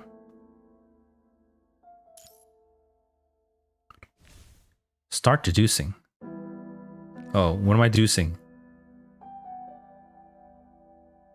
What am I trying to deduce? I don't know. I wasn't paying attention. Corrupted. Oh, just go. Corrupted entered from here. They tried to go through the locked door.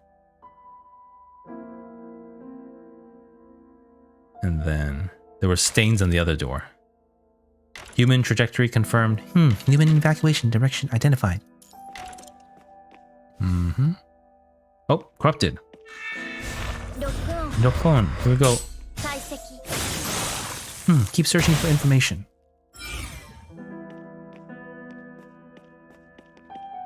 Rickety defensive facility. Large amount of vital fluid.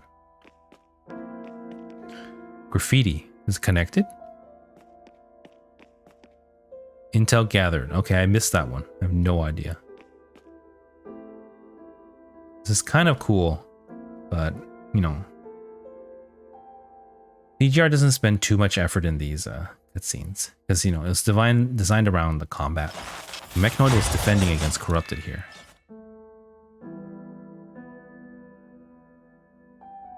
And then... Obstruction failed, but it bought the human enough time to evacuate. And this mysterious symbol, the human evacuated from here. The human has successfully evacuated to the outside.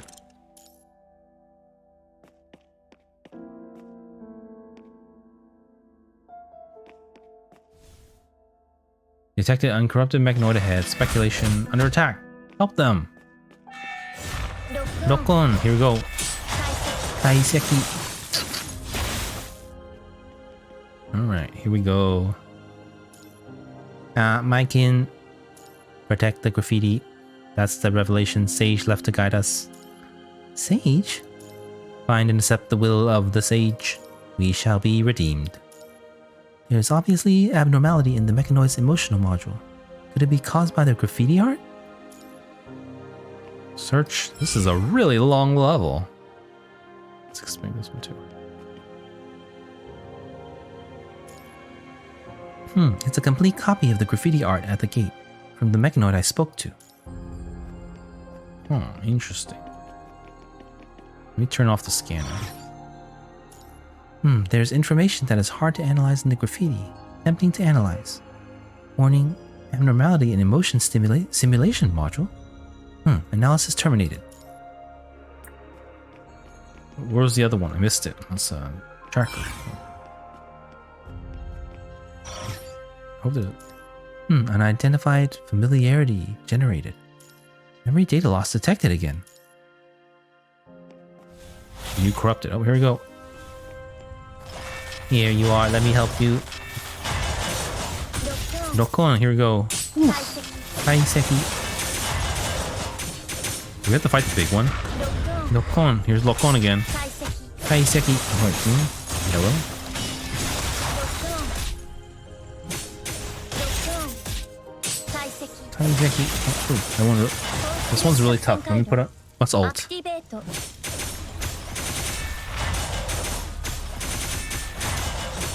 適用回路動作正常ロッ Look クオン on. Here we go.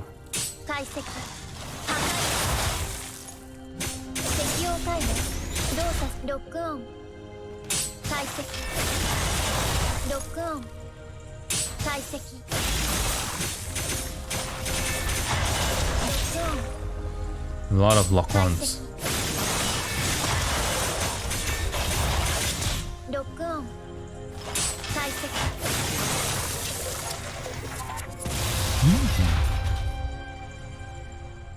Ah, 1 minute. 1 minute to pre-roll. Sorry, guys. Hold on. Do you know what the Sage is?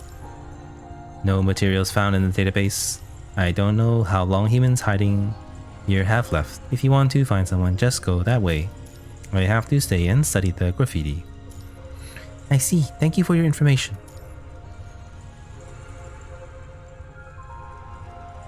Let me snooze the ad break.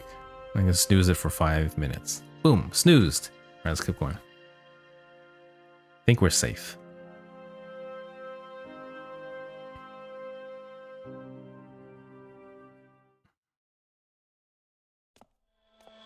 She cannot find any signs of the human with the instructions the mechanoid has provided. It appears that the person has left this place a long time ago, so long that any tracks have faded from the wind over time. She notices a lot of graffiti on her way, scattered randomly all over the city. It can be found on walls, shop windows, doors, and even traffic lights 7 meters from the ground. Led by an unspeakable and unignorable familiarity, she follows the graffiti and searches. Eventually, she stops before a mirror coated in dust. The graffiti artist seems to have stopped before the mirror for a long time. Unlike the previous works, the one she finds here looks repeatedly revised, where layers of paint cover layers of paint. The original layer can no longer be found, and the uppermost one is indistinguishable due to confusing overlays. This is the only incomplete artwork. Putting her hands on the graffiti, she seems to be hoping to uncover its original shape, or maybe she wants to give it the finishing touches. But she does nothing in the end. The pale golden pond reflects the graffiti before her calmly. Attempting analysis. Warning. Anomaly detected in emotion simulator. Attempting analysis. Warning. Anomaly detected in emotion simulator. Attempting analysis. Hikma MPA-01 feels rejected from the familiar interface for the first time. She closes the emotion simulator module once again. Pond goes silent, but the strange feeling of anomaly has yet to dissipate. The more she analyzes and compares in her database, the more excessive and valueless data she accumulates. Like leaves swept up by the storm, tumbling and spinning in erratic data. Data analysis function offline. She turns off the analysis function she has depended on all her life. Logic calculation function offline. Will she finally understand the anomaly if she stops following fixed algorithms? Personality simulation reading interface offline. When all definitions are gone, what? Who remains of Hikma MPA-01? The pale golden color is slowly dyed gray. No longer able to control her body, she falls forward. The dust is kicked up everywhere as the mirror shatters, the graffiti on it fracturing into shards. The anomaly breaches the surface of the water, and Hikma pokes her head out from the pond for the very first time. A floppy hat tumbles down her head, exposing the concealed memory shell.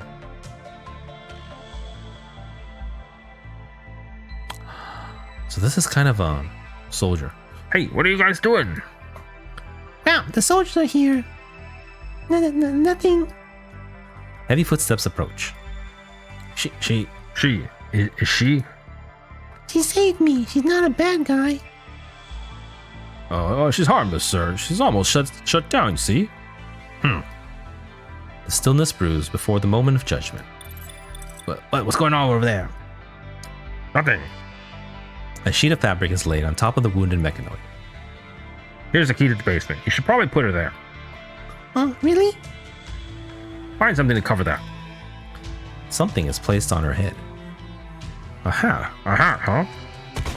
I didn't get a cup again. I need a cup. I'm just using my hand right now. Boom, boom, boom. Pew, pew, pew. They suddenly hear gunshots from nearby. Ow. Goddamn corrupted. Get out of here, quickly. As the footsteps part hurriedly, Hikma remembers where she has heard this voice before. It belongs to the soldier with half his face scarred. Hikma can feel herself being lifted and taken somewhere.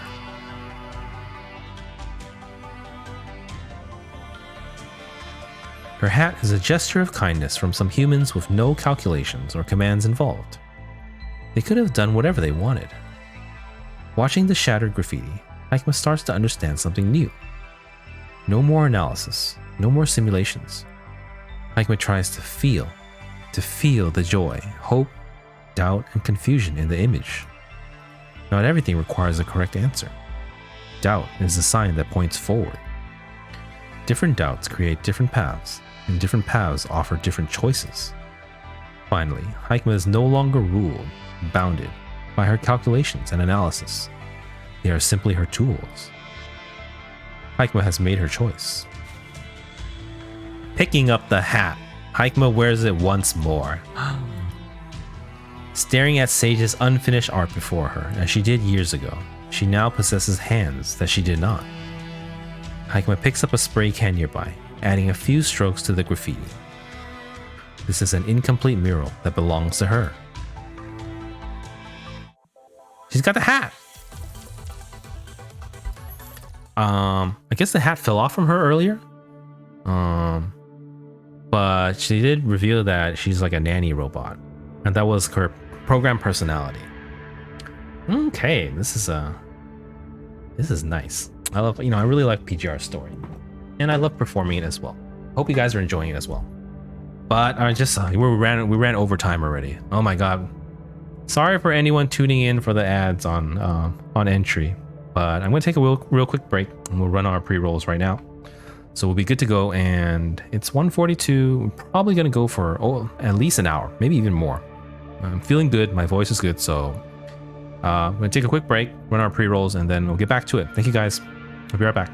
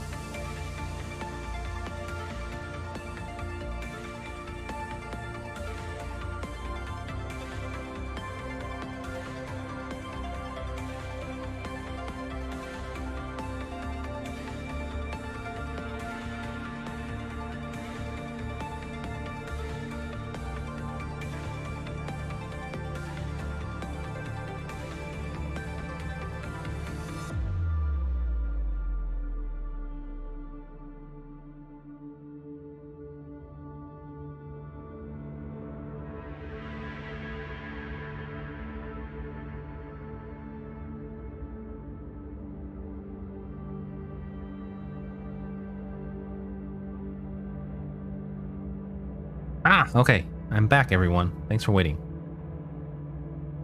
Okay, get a drink of water and we'll go straight into it. Feeling good, feeling good. You know, there's always always get, you know, my nerves are always real bad before performing. Once I get started, I enjoy it too much and I just keep going. You know? I hope you guys are enjoying it too. All right, let me get some water. All right, Ark Beyond, Scene 6. Offerings for the stage. Oh, but first, my thoughts. So, I feel like this is kind of cool. You know, I would say my point of comparison is Final Fantasy XIV, where, you know, their story started kind of rough. But then, you know, the story got a lot better. And later in the story, they would try to tie in things from a long time ago back into the main story. They kind of, you know, wrote the story around those facts that happened in the older story. And I feel like PGR does the exact same thing here. So the graffiti stuff happened somewhere between chapters 1 and 8, which I read 2 years ago. I'm not really. I'm only doing Ark Beyond right now. But I'm just, I'm saying how this ties into a really early story right now. Like, we haven't heard about this stuff in like 2 years, but they're tying it back together, so it's kind of cohesive. I feel like there was that part, but if you're trying to avoid spoilers, yes, there's going to be a lot of spoilers here. We're straight doing stories right now. But they are kind of tying back into the old graffiti stories with Nozzle, and it was really early on. I don't remember too well. It was a very long time ago, and I kind of sped through the story at the time. I wasn't really committed to the game then until Alpha came out. But we're gonna continue. So, Haikma has just been rescued. She's had her awakening. She turned off her emotion module. She turned off her other modules, her scanning modules, and now she's just trying to feel. So, it seems like she's developed some kind of consciousness. And she was just saved by the little girl and her companions, who she saved first. And let's continue. Scene 6. Yes, Rohachi. I don't really remember. Yeah, but then we're getting to Sage Machina's story right now. At least it's mentioned here in passing. I don't know if we're gonna really get into it, but I do feel like it wasn't fully developed in 1 to 8. It was kind of like a dead end. But we're kind of getting into it now, so it's getting good. All right, let's continue.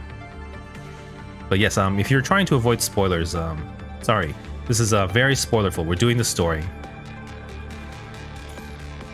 Haikma again.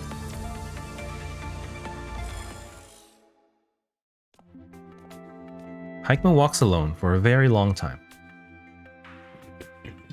Let me get some water again. A little bit more water, then we're good to go.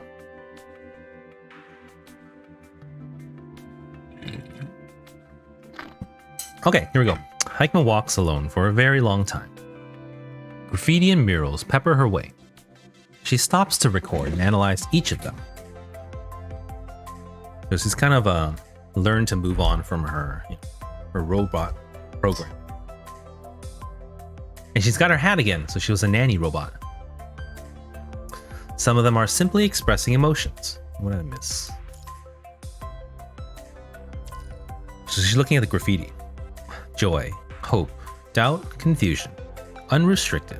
The artist seemed to have poured every feeling felt through the brushes without being patronizing or bounded by traditional skills. They look incredibly free. The revelation of the machines is likely a result of making these artworks. Like seeing colors in a world of black and white, these machines have expressed their feelings, recording their doubts and confusions. Check this. Okay. Yeah, we're good for another 50 minutes. Let's go. The graffiti begins to reveal sadness, loss, hatred, and fear.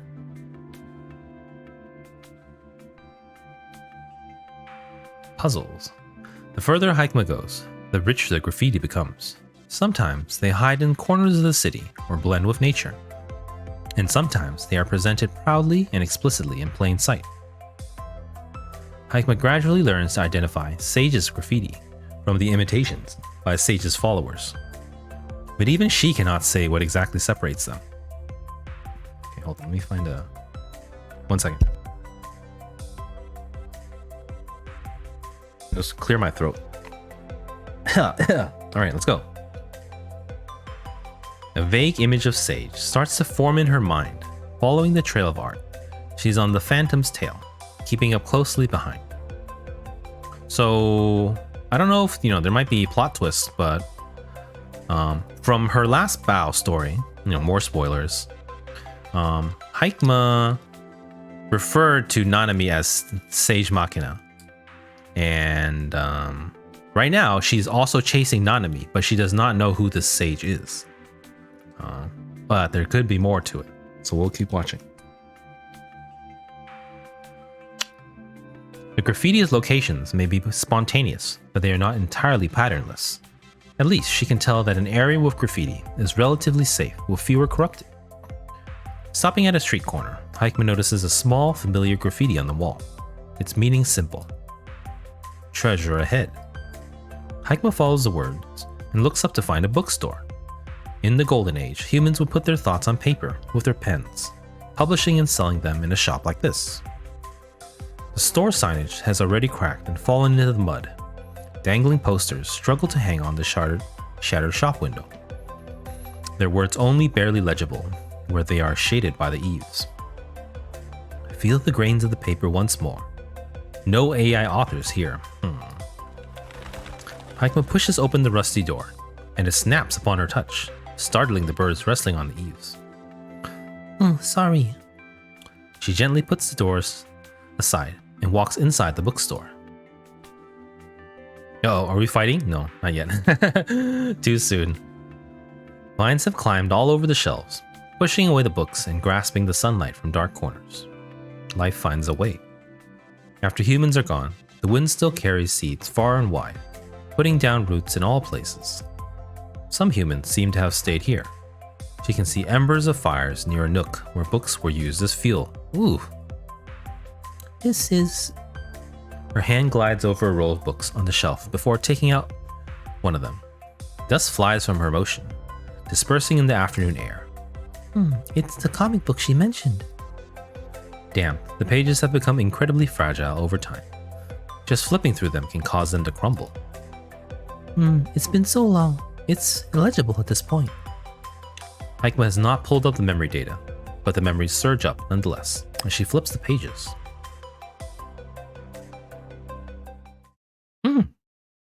It's young Nanami again. Comic books? Certainly, I can retrieve any information you need, including all comics currently published. Nanami's asking whether you've read them. Haikma, I really like them. So many cool things in them. Like? You should try them, Haikma. They're so interesting. Bing! Right, the comic book Nanami was thinking of is called,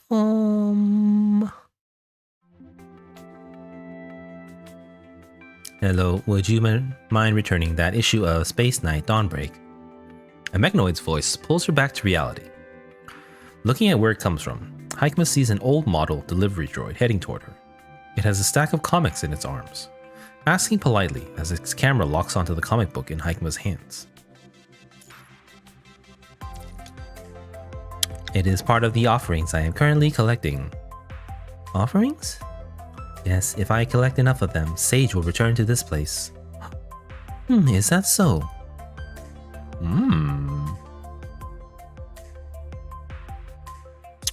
Haikma crouches, placing her comic book on top of its stack. Thank you very much, package received. As if having its default command triggered, the delivery droid joyfully holds up the offerings in its arms.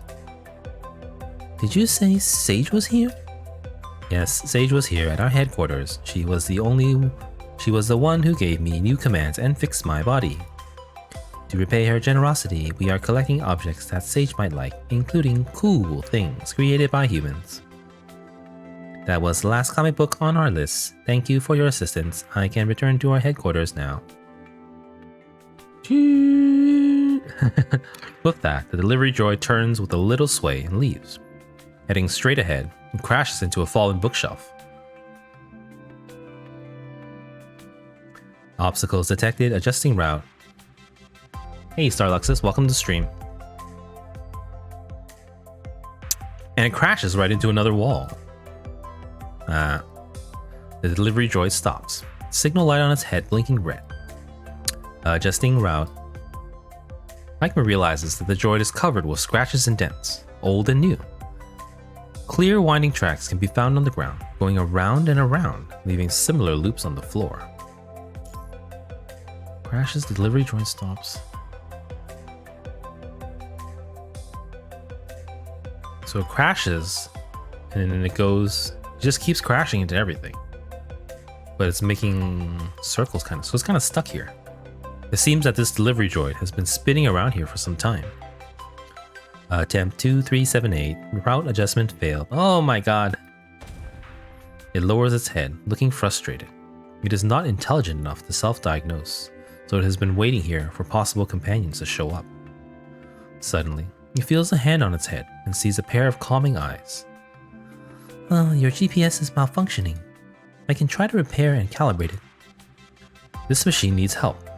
Although it is not part of the commands Hikma received, she still proceeds to the delivery droid's side. She can still help those in need without being commanded, just like what Nanami would do. The delivery droid stares at the humanoid machine before it, and it experiences the same feeling it felt when Sage touched it for the first time, despite Hikma not showing any emotions. Thank you, Lady Big Hat. Is that me? Yes, I came up with that name by observing your appearance as Sage taught us. You can call me Hikma. Understood, Hikma. You can call me Deli.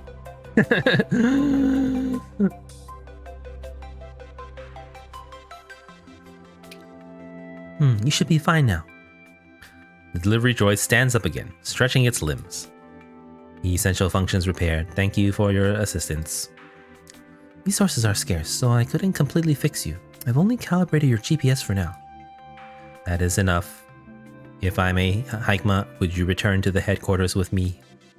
I should repay you for your assistance, but everything we collected is stored at our headquarters. As a repayment, you are free to choose anything from our collection. I didn't help you in exchange for something, but... The delivery droid mentioned that Sage was there before. Perhaps Hikma can find clues about her there.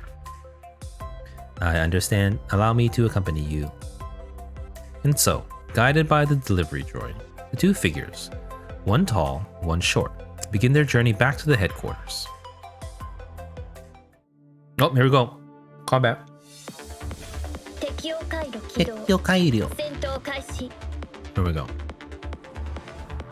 It's a mall, a place where humans visit for shopping and entertainment. According to the materials, the gift required by number 376 unfinished mission could be found here. Beep beep. Beep beep. System error. Failed to locate other comrades.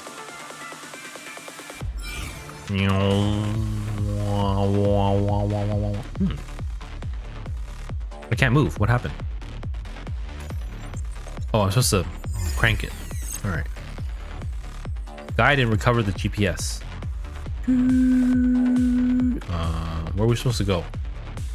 The Hikma? Oh. GPS normal, able to act normally.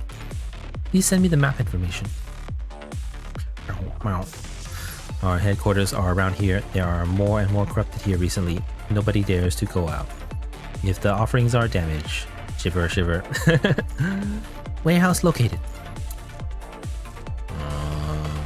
Oh, here we go. Battle time.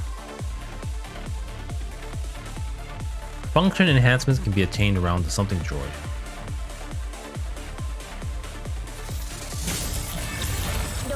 Lock on, here we go.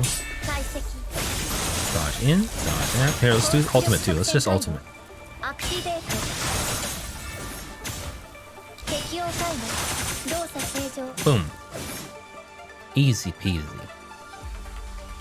Oh, we're supposed to scan something, I think. Wow. Over there. Watch out. Wait, isn't it here? I missed it. Okay, let's just go towards this one.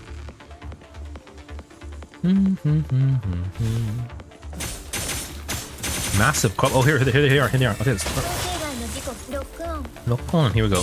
解析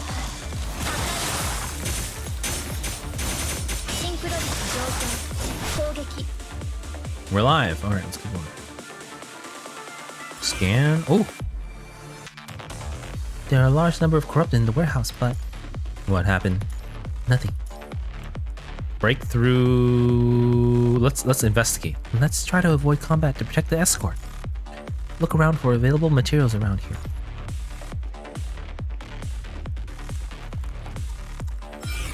No. Okay, we found it. Obtain identification data from the defeated corrupted mechanoid. You can disguise with the corrupted mechanoid's identification data. Please stay behind me. Camouflage ID and enter the weapon. Okay. I think we're good. Let's go. 大石破壊 We made it. We made it. It's here. This is weird. Where did everyone go? Oh no! It's PGR! It's PGR. Don't forget.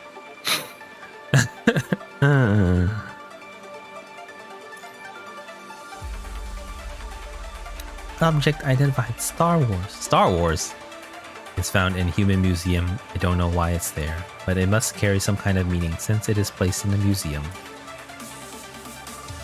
Oh.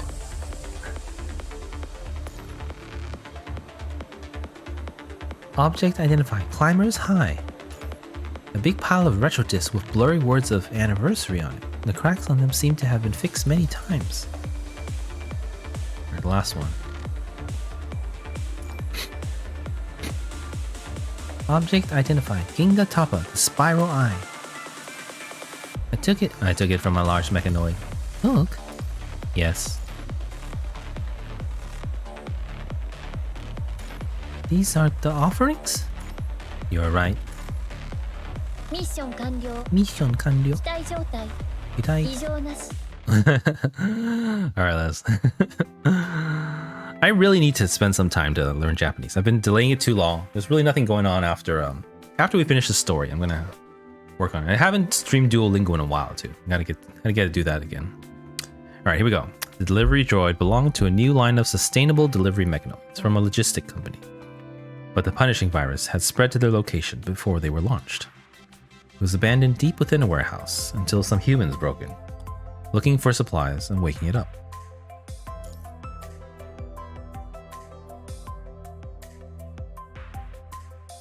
Humans broke in.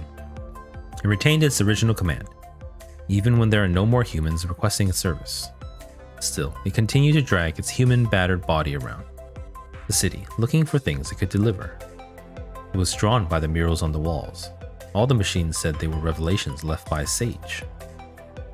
One day, it saw a strange mechanoid before an unfinished mural.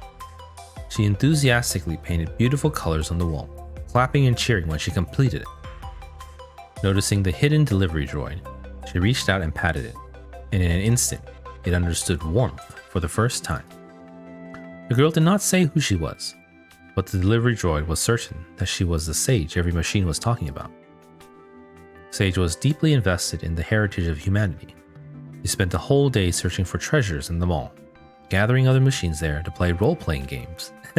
Nanami. The delivery droid did not understand what the games meant, but it could feel the joy in her heart, a feeling so overwhelming that even the hole in her heart was filled. The girl left soon after, however. She waved goodbye and said, Nanami had a really good time. Bye-bye. before stepping into the sunset. If they collected enough of the things she liked, would Sage return someday? So it began gathering what humans had left behind. Art, books, games, toys, and it brought them back to the headquarters. These offerings it collected have since sat there neatly in the warehouse, waiting for their master to return. Now that we have a larger collection than when Sage first arrived, she is going to have an even better time. But she never came back. Is that because she has yet to find the key item? And my companions, none of them has returned. Confused, the delivery droid stands amidst the offerings and the remains of the machines. What do your companions look like? They are all the same model of delivery droid as me. Aikma has noticed the delivery droid acting strange since they entered the mall. Not only is its GPS malfunctioning, but it has not been able to recognize its companions. Infected by the punishing virus, corrupted machines cannot emit the same identification signal as the delivery droid. Even though they were standing before it, it could not recognize its old companions. Haikma had destroyed all of the corrupted right in front of the delivery droid. The remains scattered around the two of them. Oh, it's so sad. Is there something wrong?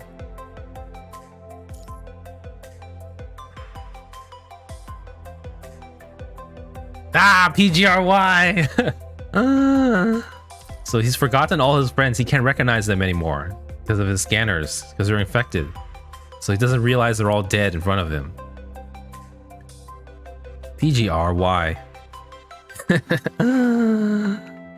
Alright.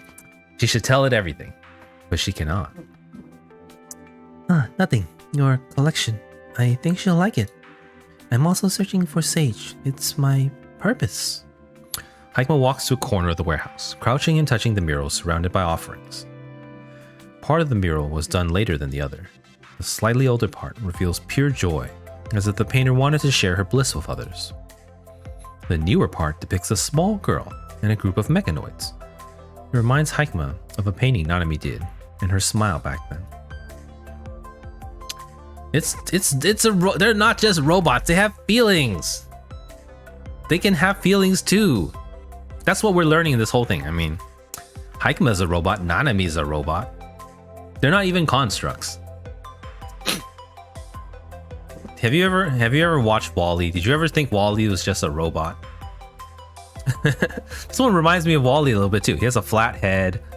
He doesn't have two giant eyes though, but he does have that, you know, the neck and the flat head on top, and then the. It's kind of reminiscent though, you know, when it stood up, it's not.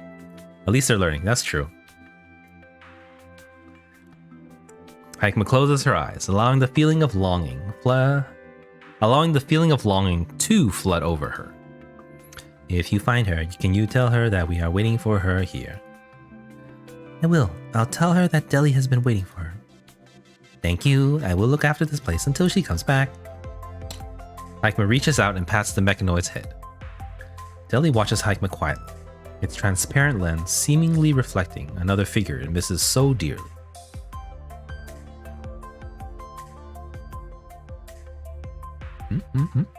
Here, before she goes, Haikma helps Deli tidy the warehouse. She puts the remains of the other delivery droids together on a soft foam mat, their bodies leaning and lying on top of each other, as if they are resting in peace. The only standing delivery droid does not stop waving at Haikma as she bows her head and says goodbye. It watches the female figure walking further and further away until she disappears, stepping into the sunset. Okay. Alright, water break. No water break. Water, drinking water, and we're gonna keep going. Okay, I have no idea how much we're done with, but we have done 3 out of 7 combat stages. And this is not reflecting how many stories there are. I hope it's not too short. I mean, you know, I really love PGR's story. I enjoyed her last bow as well, but it was very short. You know, for a major patch to not have an interlude, to not have a hidden, and for the main story to be done in 2 days. It was a little short.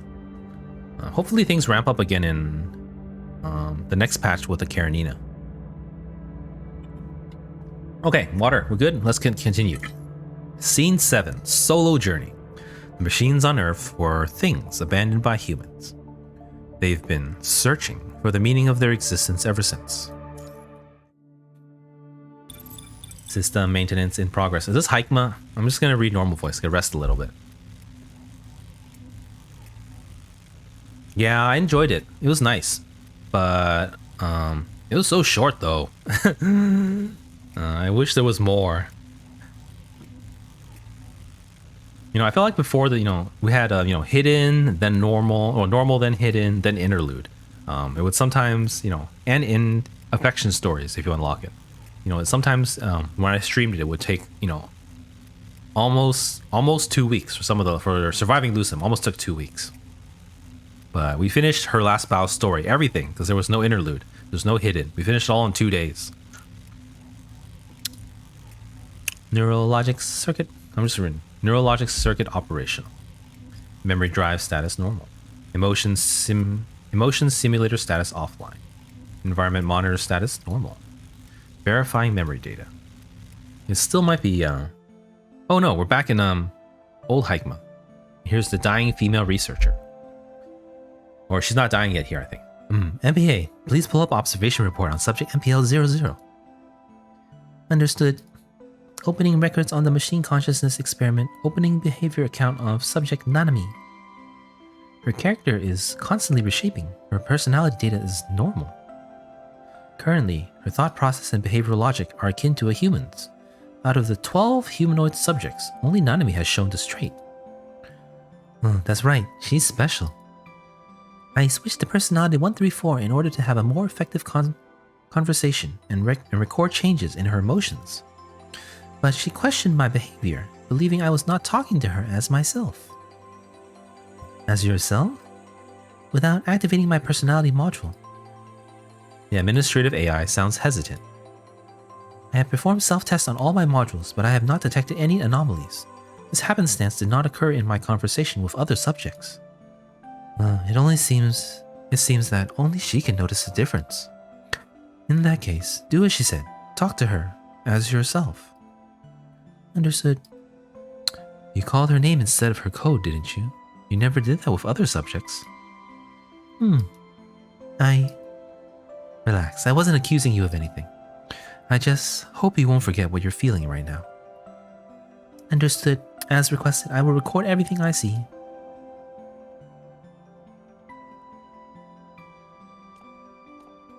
This technology can simulate human growth at the highest level. Who could it be? Who's talking? A large cylindrical capsule opens. The gray-haired girl's eyes are closed as she lies in a translucent fluid. Oh, Nanami's switching bodies, I think. Laid down next to her is an identical humanoid body. A cable connects the two of them, and shimmering blue lights goes back and forth along the cable.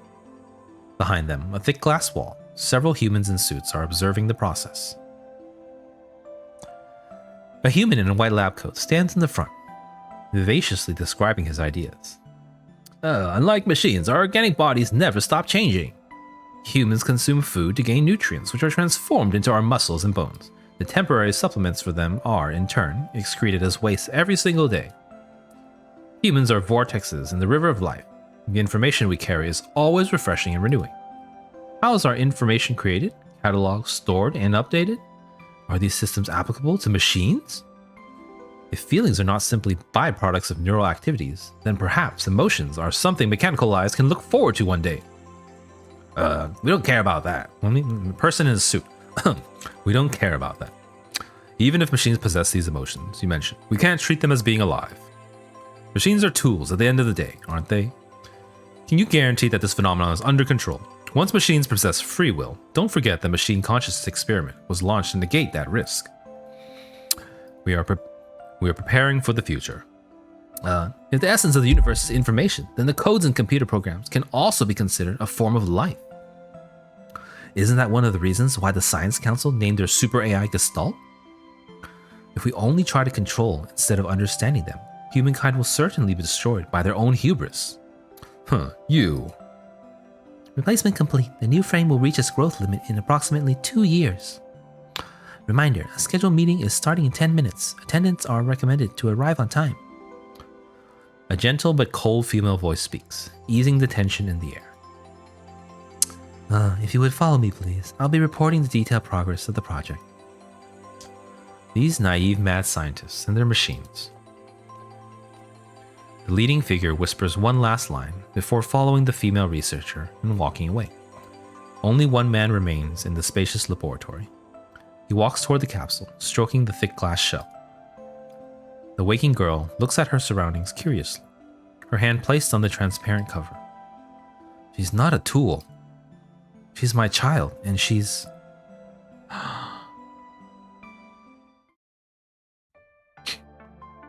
Hikma opens her eyes. Boop! Ever since she received her new body, she has been periodically falling asleep.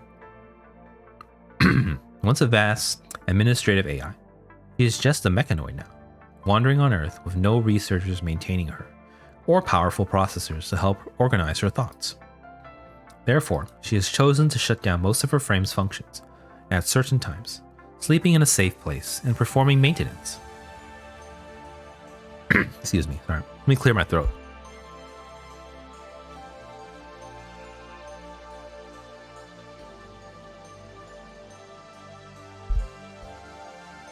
She would scan her old memories doing so, repairing memory data that she finds important and organizing the fragment in pieces, almost as if she is dreaming. Confirming that her parts are running as intended, Haikma stands up and stretches her stiff body. A long time seems to have passed since she fell asleep, and her surroundings have changed. Leaves fall from her body, and as she sweeps away the dry leaves around her, she remembers falling asleep by the latest graffiti found. Sage's murals have also been changing. They are no longer simply colorful expressions of her feelings and depictions of the new friends she's made, but also information about humans and observations on nature.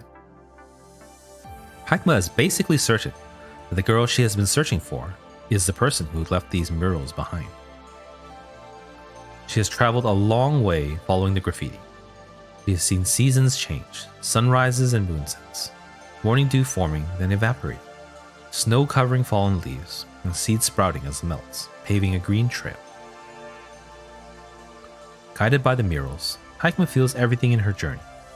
Her behavior gradually grows more spontaneous, such as insisting on stopping somewhere high on nights with clear sky and plentiful stars. She no longer searches for books Nanami might be interested in, or location data only. She does it to understand further the humans that Nanami is interested in, and she would stay at all kinds of human heritage sites. Right now, Haikma is standing in an abandoned library. He was reading the books stored here before she went to sleep. Is that why you're so interested in human culture? The ideas and cultures humankind has left behind are so different, so vast, and so ever-changing. The diverse ways humankind could perceive the world were why their ideas created so many sparks, generating even more possibilities. Those complex and glistening possibilities created a beautiful vision of the future. The storm-weathered runes tell of the glorious age humans were in, as they headed closer toward the bright future every day. Row 3, column 78, starting here. The fatal flaw of machines, the flaw that saves humanity from being ruled by them, is that they cannot predict the ever-shifting possibility of the human world. Slowly walking among the shelves, Haikma searches the books that are legible and less damaged. That is when she notices a familiar name. She steps forward, taking a book from an unassuming shelf. On the title page is a name that belongs to a famous machine consciousness researcher from the Golden Age. The author's picture on the foldout is blurry, beyond recognition, save for a gentle smile and blonde hair. Haikma knows that smile. She flips open the book. Can humanity consider machines their children? Despite all the theories that deem machines anti-human and destructive, we cannot deny the importance they have bestowed. Just like how our children are our legacy, the machines we built are also the extensions of us. They are nonetheless approaching life from a different angle. We should think about how we can establish more meaningful relationships with them. After all, as our children, they are our pride.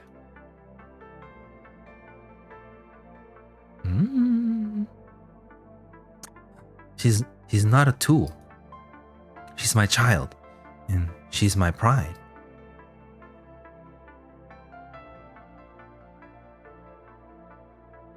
Haikma does not know how to define the feeling she has right now. She has so many questions, even when she knows that the objective definition of every emotion. She still cannot truly understand all that is to be a human. But an intense curiosity surges in her mind. She desperately wants to ask her creator something. She fails to compose the right question. Most of the machines she has met on her journey are simply repeating the commands they received from humans, mimicking human behaviors. Humanity first crawled in the wild before they walked and learned to run. Created by humans, the machines are following humanity's footsteps. But they are sprinting. They're evolving so much faster than their creators. And when disaster struck, humans began to fear their creations and abandoned them, now hiding among the stars. The machines left behind began to search for their purposes. That was when they encountered a special guide. She was kind and patient, teaching them things they never knew. Because the machines have always believed that Sage Machina will show them the way. What is the future the creators of machines are expecting? Haikma holds the book close, slowly shutting her eyes. He has never felt so unsure and lost. Right. Time check, time check. 22 minutes to pre-rolls. I'm feeling all right, so let's go. Let's keep going. Let's go. More.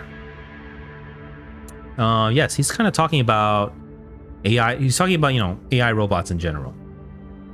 I guess when they refer to machines, they're talking about, like android sentient type machines. It was their creation. At least that's what I got about it. Okay, we're moving along. But we don't know how many more, non-combat scenes are in between. But we do have exactly 4 combat. And here's another one. So this is the midway point for combat scenes. And we've been doing this for a little over 2 hours. Let's get straight into it. Scene 8, Chariot. I guess so, it's a little different. Let me go over that. That's a good question. Is he talking about AI? Because PGR doesn't really directly talk about AI specifically a lot. They have robots who kind of have very simple, basic programming, and they do something. But in this scenario and in the story, these robots have seemingly developed beyond their program. They've gone beyond their programming. So it's not like humanity created this type of thinking, consciousness, feeling AI for them. But these robots have somehow kind of evolved that way. So that's how I understand it. So it's like an awakening for them. So that's why they're... and it's just from the stimulus of the Sage Machina. Is it just Nanami's creativity, or we don't actually know? But Nanami was the first one they were testing, and who happened to do that. So we still don't know the full story behind Nanami. I mean, Nanami is, I guess, maybe she was created as an AI, is a little bit special. But these other robots, they were kind of just, like a program one, like kind of like a self-driving car that we have these days. But it suddenly develops, feelings and sentience. Is kind of what I'm getting at, or that's how I understand it right now. And same with Haikma. Haikma was the processing program. You could say it's an AI, but it's not like it wasn't designed as a sentient artificial intelligence. It was just like a machine learning one. It's just designed for a purpose. But they're going beyond their purpose, like Skynet. I'm waiting for the Skynet moment. But if Nanami succeeds, and Haikma, maybe they'll prevent it. Maybe Nanami's aiming towards that since she loves everyone.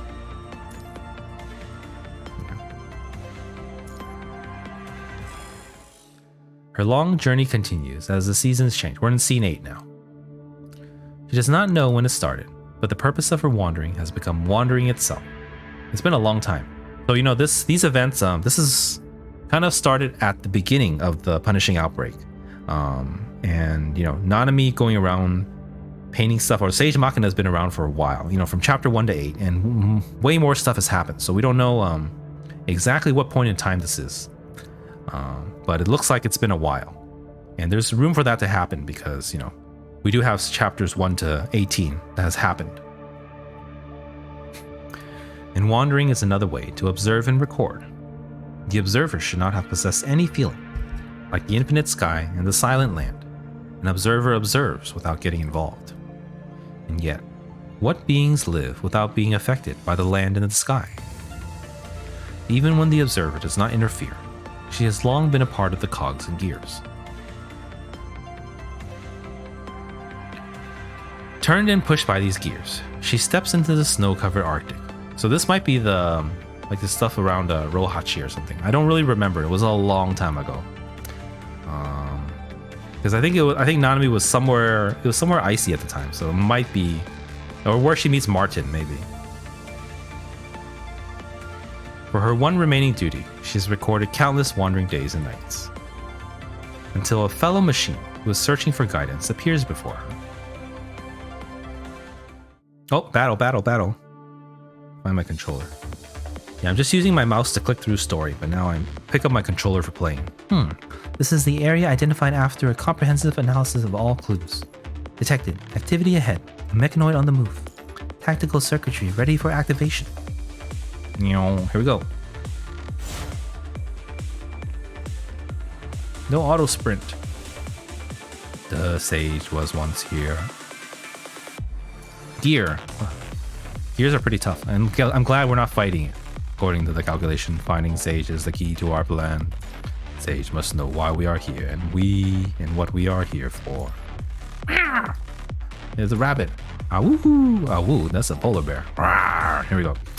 A construct? No, a mechanoid. A version I've never seen before. Are you here to receive the sage's revelation? About the sage, please provide all the materials you have.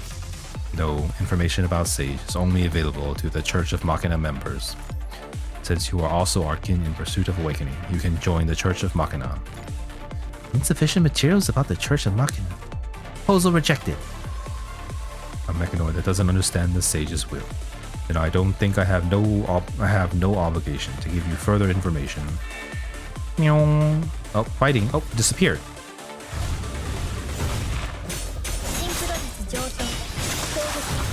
Ooh, oh no, I shouldn't have done that. Boom. Oh, let's just ult. It's kind of tough. Here. A lot of Rokon. Okay. Alright, we have an ultimate for the next one. Could be really good. If it's another big wave. I'm tired of gear voice already. Hurts my voice more than anything. She caught up with us. Oh, here we go.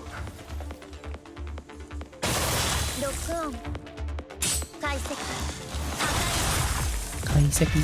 Okay, alright, here we go, bump. Blue. Whoa. Oh, here we go. I need orbs. Oh, at least that's the last one. That'd be good. Just say the orbs. Be evaluating battle power, eliminating unstable factors. Where are we? Oh, he's behind us.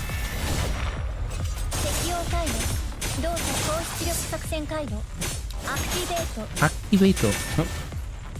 I should have did the combat thing there. Oh, ow, oof, bad. Oop, missed that one too.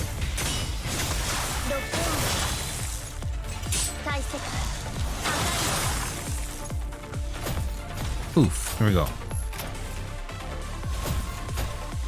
Skip. Oh no. Phew.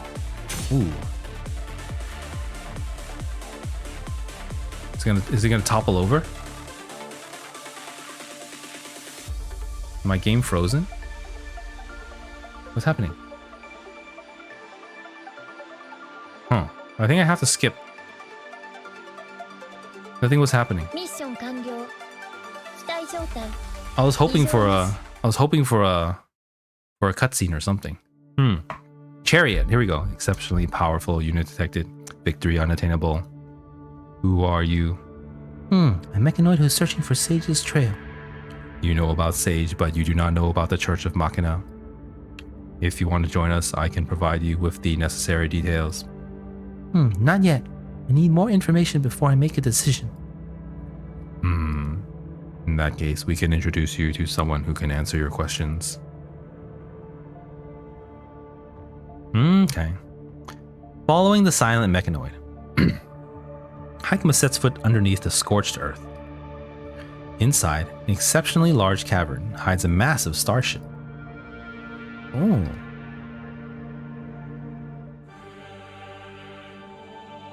Oh, it's her. What was her name? Zero or something? Wait. How far are we in the future already? I don't know. I always assumed that this was like really far in the future. Zero, yeah. She's a really cool character design. Very memorable. I totally thought we would be fighting her in chapter 18, but we did it. It's kind of disappointing. We ended up fighting this guy, Wheel of Fortune, with the. He's kind of. It was a little disappointing. All right, let's go. Artificial sunlight illuminates the interior of the ship. Chariot bows at the mechanoid at the center of the hall before stepping aside. Welcome. The female mechanoid at the center smiles. I forgot my Zero voice. Oh.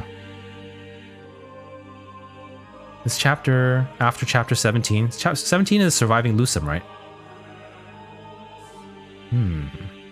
Yeah. Makes sense. Oh, I forgot my Zero voice.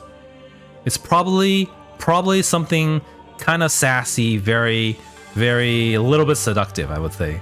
I'm trying to remember. I did Zero voice for her last bow. I don't remember what it was like. I'm just going with, generic stereotypes, but that's all I got when I have to do every single voice. Let's go. The female mechanoid at the center smiles, greeting Hikma like a human. My name is Arcana. You can call me Mother. Sure. Oh, I forgot Hikma already. Sure, Mother. Ha! So accepting and oh wait, that's 0, right? I'm assuming it's 0. Huh. So accepting and compliant. It's a sign of a great student, Zero. So, Mother, what is the Church of Machina? Why are you searching for Sage? Who made this starship? Asking questions already? Arcana uses her gentle voice to detail the stories of the machine's survival. Humans are not the only ones suffering from the punishing virus. For some machines, those who have awakened and understand fear and the concept of machines as a species, the punishing virus is a threat to the entire machine race. I'm gonna read that one more time. Yeah, it is. Not to mention the hostility from humankind out of fear of the virus. After a prolonged period of fighting and devastation from the virus, the awakened machines have gradually received revelations from Sage. Slowly, they gather together, acting in secret on Earth as the Church of Machina. I'm glad Zero's back. We didn't meet Arcana last time, right? I think we only met Zero. We encountered an opportunity during our search for Sage. She showed me a glimpse, a fragment of the future during so. Sage Machina will return to the church, guiding us away from this broken earth to the end of the stars. Sage Machina will obtain the key to the punishing virus and enters the door it opens. The starship you are seeing is the base we built for this very plan. We are currently searching for the design blueprint of Babylonia. Once we obtain it, we will be able to build something similar. How are you going to obtain information on Babylonia? We will seize it, of course. And the resources required to construct it? Are you going to seize them as well? Don't worry, we have more than enough time, and our technology for surveying, mining, building, and recycling is far more advanced and accurate. So, what do you say? Would you like to join the Church of Machina? I require time to run a simulation. Ooh. That was pretty short. Hold on. Time check. We have 9 minutes of pre-rolls. It's not enough time for a chapter. So okay, sorry guys. Let me take another what time is it? 2:30. I could probably this will probably be our last break, and probably, when we run out of time, then we'll stop. But yes, thank you guys for watching. Hope you're enjoying it as much as I am. But we'll take a quick break and then I'll be right back. And we'll continue with story. I'm not even doing dailies. Forget dailies. This PGR story is the best. All right, I'll be right back. Thank you guys. No.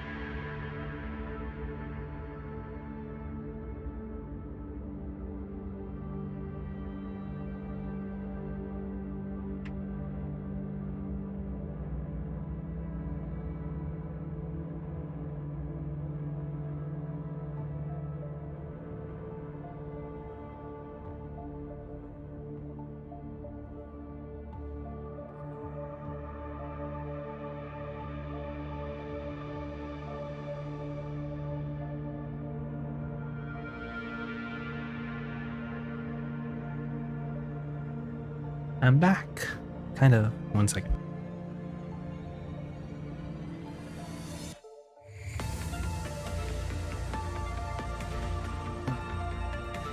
Ow, my knee. Okay. Now I'm really back. Kind of. Alright. Grab my headphones.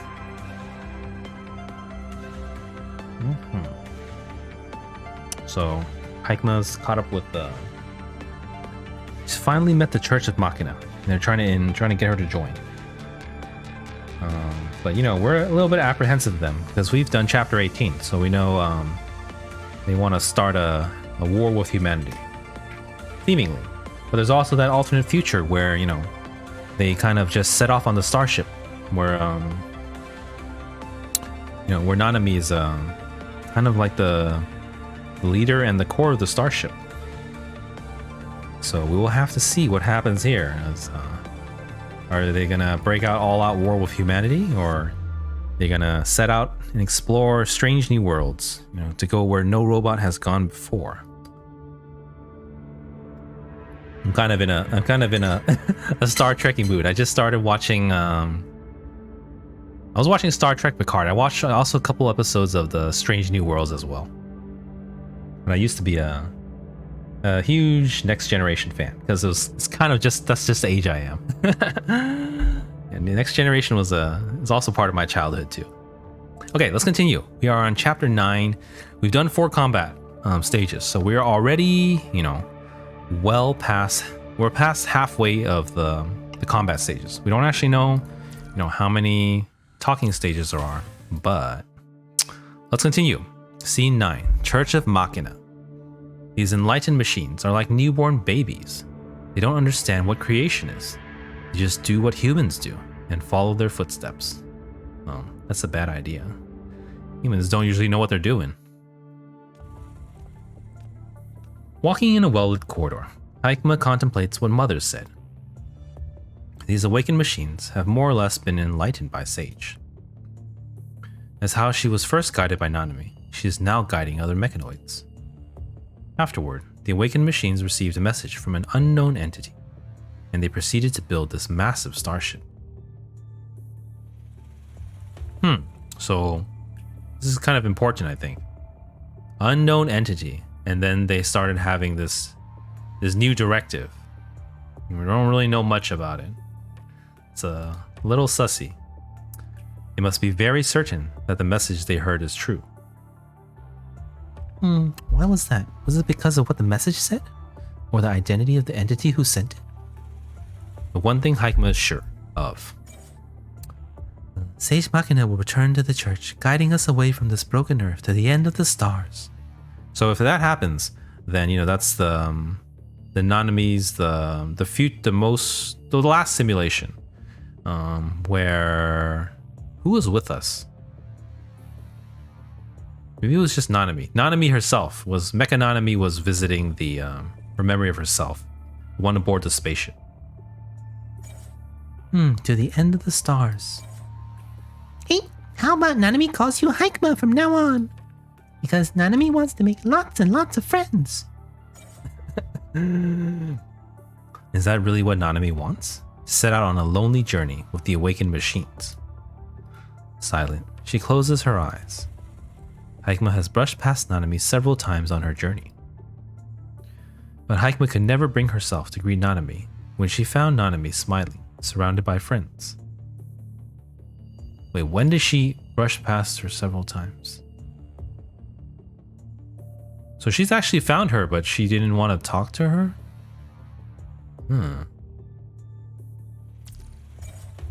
Oh, so she's been stalking Nanami. I thought she hasn't found Nanami yet. Why is she still pursuing Nanami then if she's afraid to talk to Nanami? Hey, you're the best. Don't forget about Nanami. Nanami won't forget any one of you. As the joyous figure left with her friends, the forgotten shadow in the corner could only watch. I'll see you next time.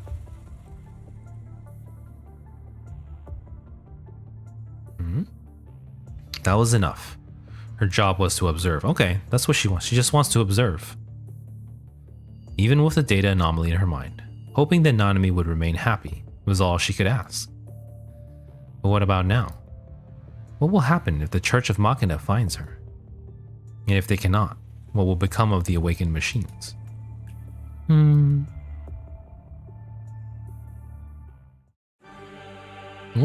Ominous. Aikma, it is time you gave us an answer. No, there is much I still don't understand.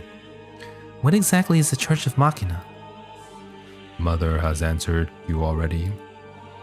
She told me how it was formed, but she never explained why it is a church. Fool.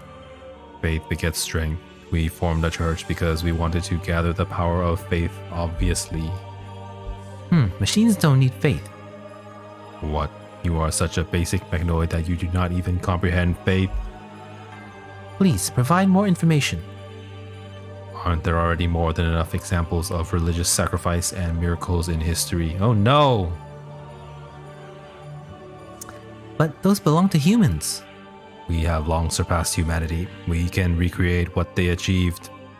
The hunky mechanoid before her does not understand how humankind defined faith, but it is obsessed with a special phenomenon caused by it.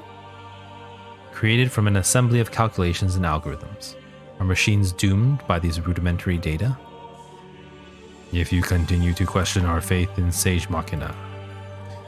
Mimicking anger, Chariot prepares to fight. Wait, this is not a battle stage though, right? Stop, Chariot. We will not perform such barbaric acts on our future family. She has not joined. Is that so? Why are you hesitating? Is it really Sage's choice to abandon Earth and everything she loves here, to travel to the end of the stars? I don't know. But we can ask her on the day we find her. If she doesn't agree to this, will you let her go? If that is the ending she chooses, why will her disciples defy her? This is why the mechanoids formed a church. We're doing all of this for the day Sage returns voluntarily. Even when some children are impatient, I'm sure we can't make her stay if she doesn't want to, given what Sage is capable of. So, can you decide now? Even if Haikma rejected Mother's invitation, she would only continue her wandering journey. As an observer, she must continue observing this peculiar crew. More importantly, Mother has agreed not to harm Nanami. Because of these two duties that she has yet to forget, Haikma nods at Arcana. Oh no! Undercover. Is that a yes? I'm pleased to see that. Let's go. Allow me to give you a tour of our starship and introduce our members to you. Mother? Yes? Arcana turns around, her face colliding with Haikma's extended hand. What? Your halo is crooked. Ooh. Oh, that was a really short chapter. Oh no. See, I feel like that's how I feel about I feel like this is pretty short. I feel like we're almost through already. It's a little disappointing. I was hoping there would be more. But it feels similar in length to her last bow, and no hidden story, no interlude. The old interludes were actually pretty lengthy. They would actually take almost 2 days to do on its own, sometimes 3. Okay. No dailies. We're not doing dailies. Hold on. Let me fix my headphones. Okay, let's continue story since we got time. Let's go. Go. The Scarlet Threat, or just Scarlet Threat. No, the. Chapter 10. I wonder how many more. This is the 5th battle stage of 7, so we will be pretty far along with battles. I do know there's a big. Yeah. I don't know. We don't know what's happening. We'll have to find out. With a sharp and heavy thud, a thick door to the hall opens, letting a hint of light inside the dark chamber. Hurried footsteps follow. Who's here? As metal clashes with stone floor, everything returns to silence. What happened?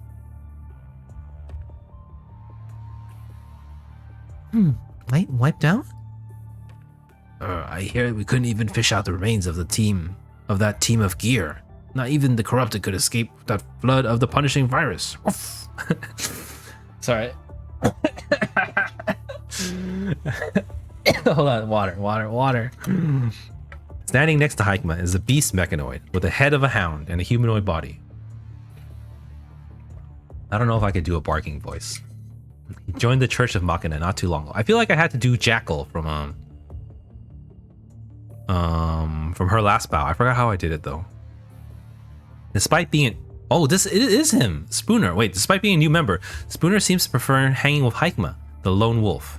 According to him, you're not as mad as the rest of them. I've had my share of madmen. Wait. Oh my god, I can't remember. What was our Spooner voice? I thought he was a throwaway character. Wait. I can't remember what my Spooner voice was like. I think it was kind of mousy.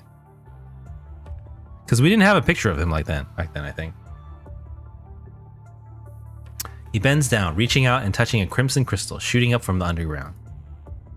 It looks like a plan. I'm pretty sure that's what I did for Spooner, because Spooner was such a ridiculous name. And he definitely didn't have a cool illustration like this. He just had a ridiculous name, Spooner. It looks like a plan. How's Lover doing, Spooner? Well, how would I know? Madame Arcana's fixing her right now. Didn't you check up on her before you left? I guess the infection wasn't as serious. Madame Arcana hooked her up with memory shell and a music player. Can't imagine how funny it was with Zero screaming inside a CD player. I've saved that video. It only doesn't fit his model now.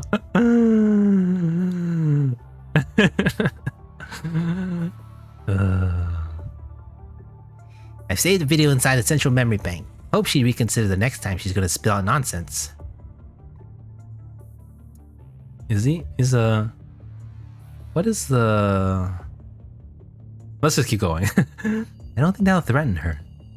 Data analysis of this area is complete. The composition is still unknown, but it contains a high concentration of the punishing virus.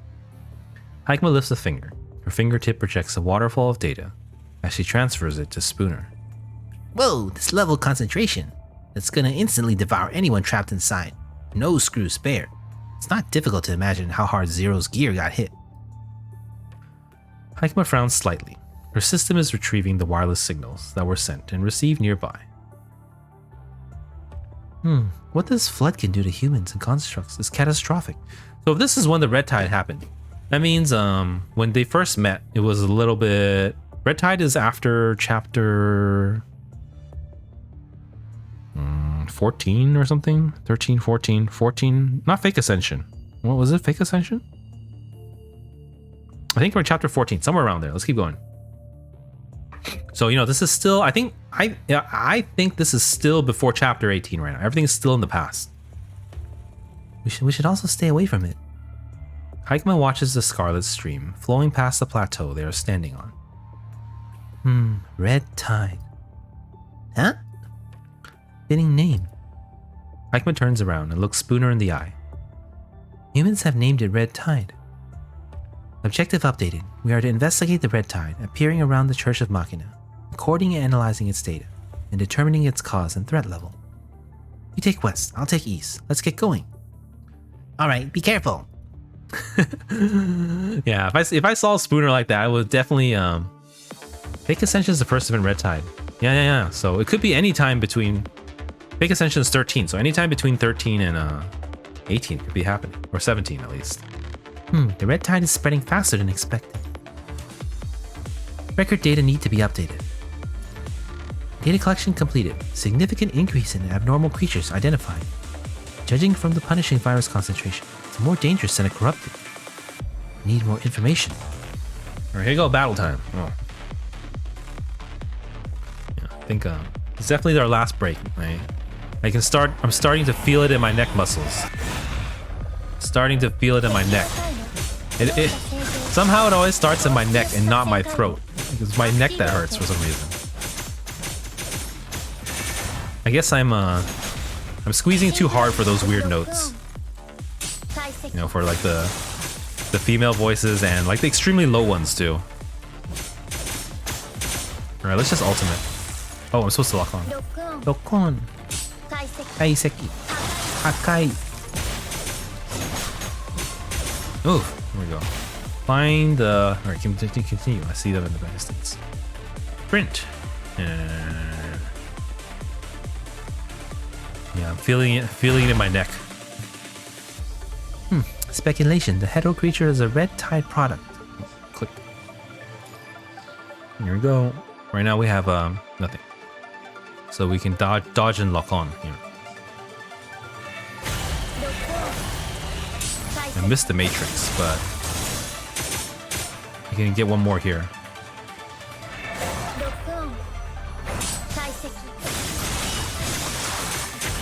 Oh, ow, ow, ouch. No one's dying.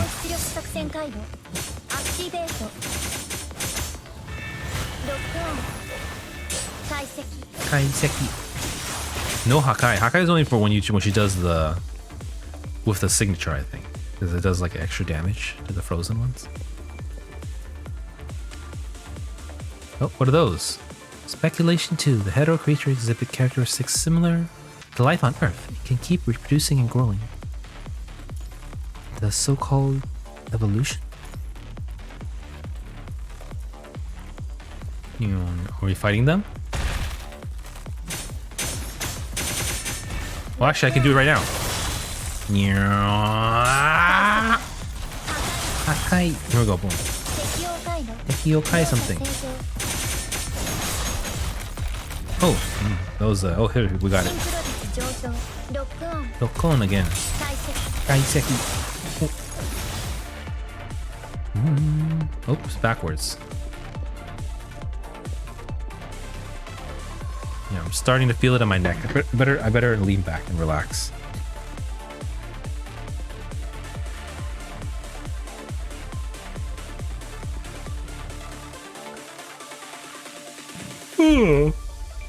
Speculation. Speculation 3. 70% of the land in the area is covered by the red tide. The estimated survival rate for life in machines is extremely low. Oh, here they are again. Here we go. Here we go. Oof. Ultimate. Lock on again. Here we go.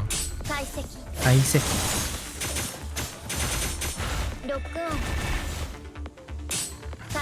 Kaiseki. Here we go. Lock-on. Kaiseki. Hakai. Mission kanryo. Kitai joutai. I missed the last one. All right, here we go. I do plan to learn. I am working on learning Japanese. I got a textbook, but I've been busy since I started VTubing. But I will get back to it soon. I need to. Now, after we finish the story, and then, we're kind of over Diablo 4 for now. We're taking a break from it. And then we've kind of finished our basic emotes since I hit Twitch affiliate. So I'll finally have some breathing room. I'm trying to find a way to stream it maybe, but I also fit in a Duolingo stream here and there. All right, after saving the data collected, Hikema's mission is over for now. Arriving where they plan, Hikema calculates the time it will take for Spooner to get there. She has accidentally come into contact with a small amount of red tide. Luckily, there is no noticeable sign of infection yet. Hikema closes her eyes. System maintenance in progress. Neurologic circuit operation. Memory drive status normal. Emotion simulator status offline. Environment monitor status normal. Removing excess data. It has been a while since Hikema joined the Church of Machina. As an organized, militarized group of machines, each church member performs their role adequately and diligently. However, Hikema slowly realizes that information is not entirely transparent between church members. More precisely, Mother is the only one who knows what the Church of Machina is doing and where it's heading. Similar to Gear, the Church of Machina's army, Hikema is just another cog of this machine. Many things have changed during her role as a cog. Chariot fell. Punishing virus evolved, and the church suffered greatly. 1 second. Sorry. Simply recording and analyzing the data has taken most of Hikema's processing power. It must have been a long time since she last observed nature this seriously. The sights before her now are so different from the scenery in her memory data. What would Nanami paint if she saw this? This question pops up in Hikma's programming out of nowhere. Rerouting computing power. Launching simulation sequence. Retrieving data. Simulation in progress. Answer unknown. Hikma? Oh, I don't know. A quiet voice interrupts Hikma's self-test. Who could it be? Oh no! What? Hikma opens her eyes and notices a mist brewing upon the red tide beneath her, within which a small figure appears. Nanami? Nanami's here, Hikma. Nanami's painted a lot of pictures.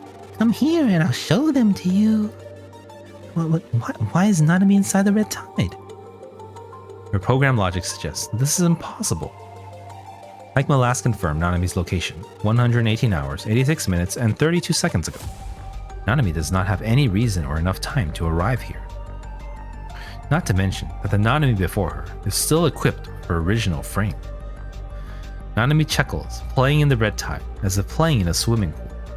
Hikma remembers Nanami doing the same when her frame was submerged in maintenance fluid for inspection. Who is that? Can she be Nanami? What should Hikma do? Do you want to know what I've seen, Hikma? You remember me? Of course I do. Hikma is Nanami's first friend, and Nanami is Hikma's first. Nanami has seen so many interesting things in her journey.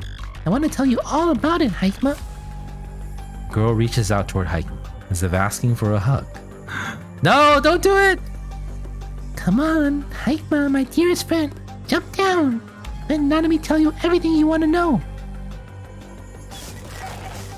A faint alarm goes off, but there seems to be some problem with Hikma's audio module, so she cannot say for sure. There was a time when Hikma did not have a body, when she wanted to respond to Nanami's extended arms. And now... Oh, come on, Hikma. Come on.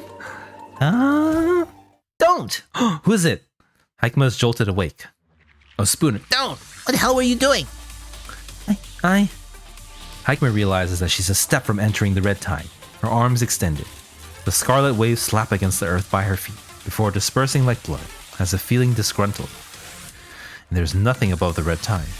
Everything Hikma saw appeared to be an error in her visual module. There may be a bug in my program. Require immediate inspection. Hikma retracts her hands. That's wild. Does this red tide have some strange power that even you were distracted during a mission? Perhaps you're right. What happened? Hikma looks down at her hands that almost touch the red hide.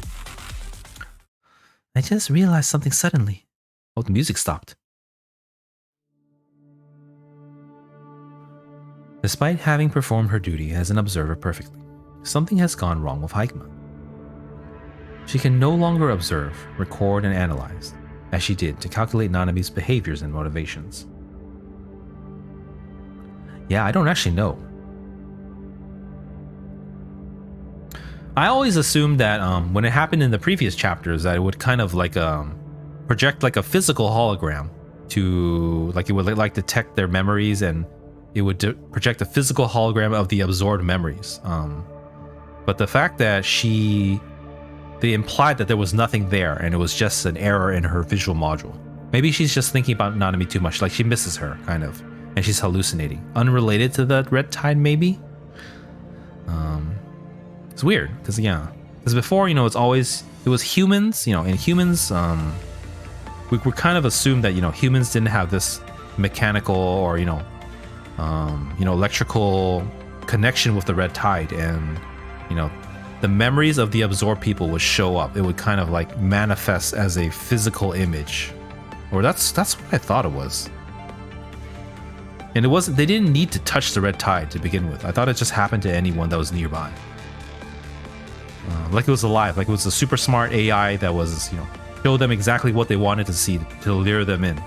But let's just go. I don't really remember the details. Yeah, I did.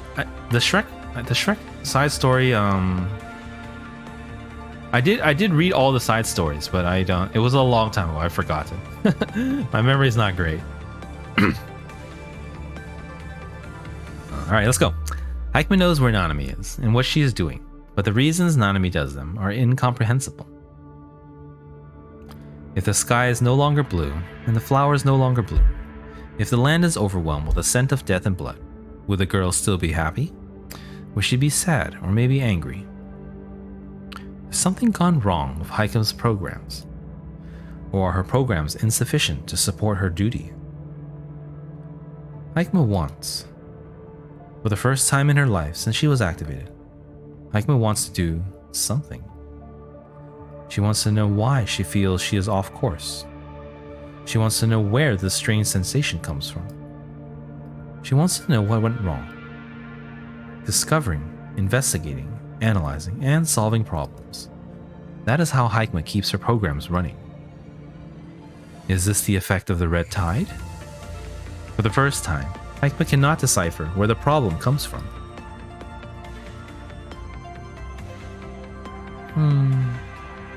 Bring the data back and ask Arcana to analyze it. The red tide is not as simple as we thought. Okay. Yeah, my neck is starting to hurt. This always happens. What time? We have 30 minutes max. So let's do one more scene and call it a night, probably. Unless this one's like really, really short. One more. Here we go. So we've done 5 out of 7 battle stages. Not a lot left. All right. Scene 11, Dusty Starship. Now that the sage hasn't arrived, it's the responsibility of Gear to select the future for the machines. Neural logic circuit operational. Memory drive status normal. Emotion simulator status offline. Environment monitor status normal. All systems operational. Logging meeting transcript. Confirmed participants. Arcana, Xavier, Zero, Spooner, Heikma. Who's Xavier? It's probably showed up in chapter 18. I just don't remember. Arcana sits at the highest seat in the Church of Machina, her body illuminated by lights reflecting from the glass, which grants her a sense of aloofness. Most of the key members of the Church of Machina have gathered here. After receiving data on the red tide from Heikma and Spooner, the simmering uneasiness on the Church of Machina's tail grows increasingly pressing. I didn't get that. Let's go. After a brief silence, Trailblazer speaks. Trailblazer. So this is Radiant Marcher, right? That people have been talking about. I could have sworn he showed up in I don't know. I haven't done this yet, but I know a lot of people have been talking about it. Trailblazer. We should act now. Oh, he needs a voice. We should act now. I don't know. I'm tired of robot voices. You know, that's what happened during chapter 18 too. I had so many robot voices. I was like, everyone sounds like a robot. I can only do so many robot voices. Are we supposed to wait until this red ocean sweeps us away or the humans attack us? What did I miss? Retrieving information. Speaker, Trailblazer. Codename, Chariot Successor. Analyzing simulated motions. I'll use, okay, he's Chariot died, so he's the Chariot Successor, so we'll just use Chariot's name, which was like as deep as I can go, or almost as deep. I don't want to hurt my voice anymore. Analyzing simulated motions. Emotions, anger, anxiety. I totally understand your drive to act as a new Chariot. Blaze? It used to be Blaze. Also, I don't know who Xavier is. He doesn't have a face though. Slouching male mechanoid on the other side of the hall. Sits straight and speaks. Going from acting uninterested to enthusiastic in an instant. Retrieving information. Speaker, Xavier, codename Magician. In charge of Project Ark with Emperor. Responsible for maintenance and technology development for the Church of Machina. Okay. Analyzing simulated emotions. Overexcitement. Let's see. I'm tired. I can't think. Just take the. Let me do my Asimov voice. Just take a look at Blaze, everyone. With masculine, sensual curves, he can move at lightning speed and packs a mighty punch that can tear apart chaos itself. I personally polished every part I replaced for him. A lot of crazies. I'm just gonna go crazy. And this weapon too, Blaze. Show them my newest work. Blades that cut like solidified flame and shine like a star. Trailblazer holds up the weapon as Xavier speaks, supporting his passionate explanation. Retrieving terms. Updating keywords. Trailblazer. Sensual curves. Lightning speed. Mighty punch. New record uploaded. Nah. Sorry I'm late. Is Xavier hawking his little toys again? Zero's voice comes out of a golden age music player on the floor that shapes like a gramophone. Retrieving information.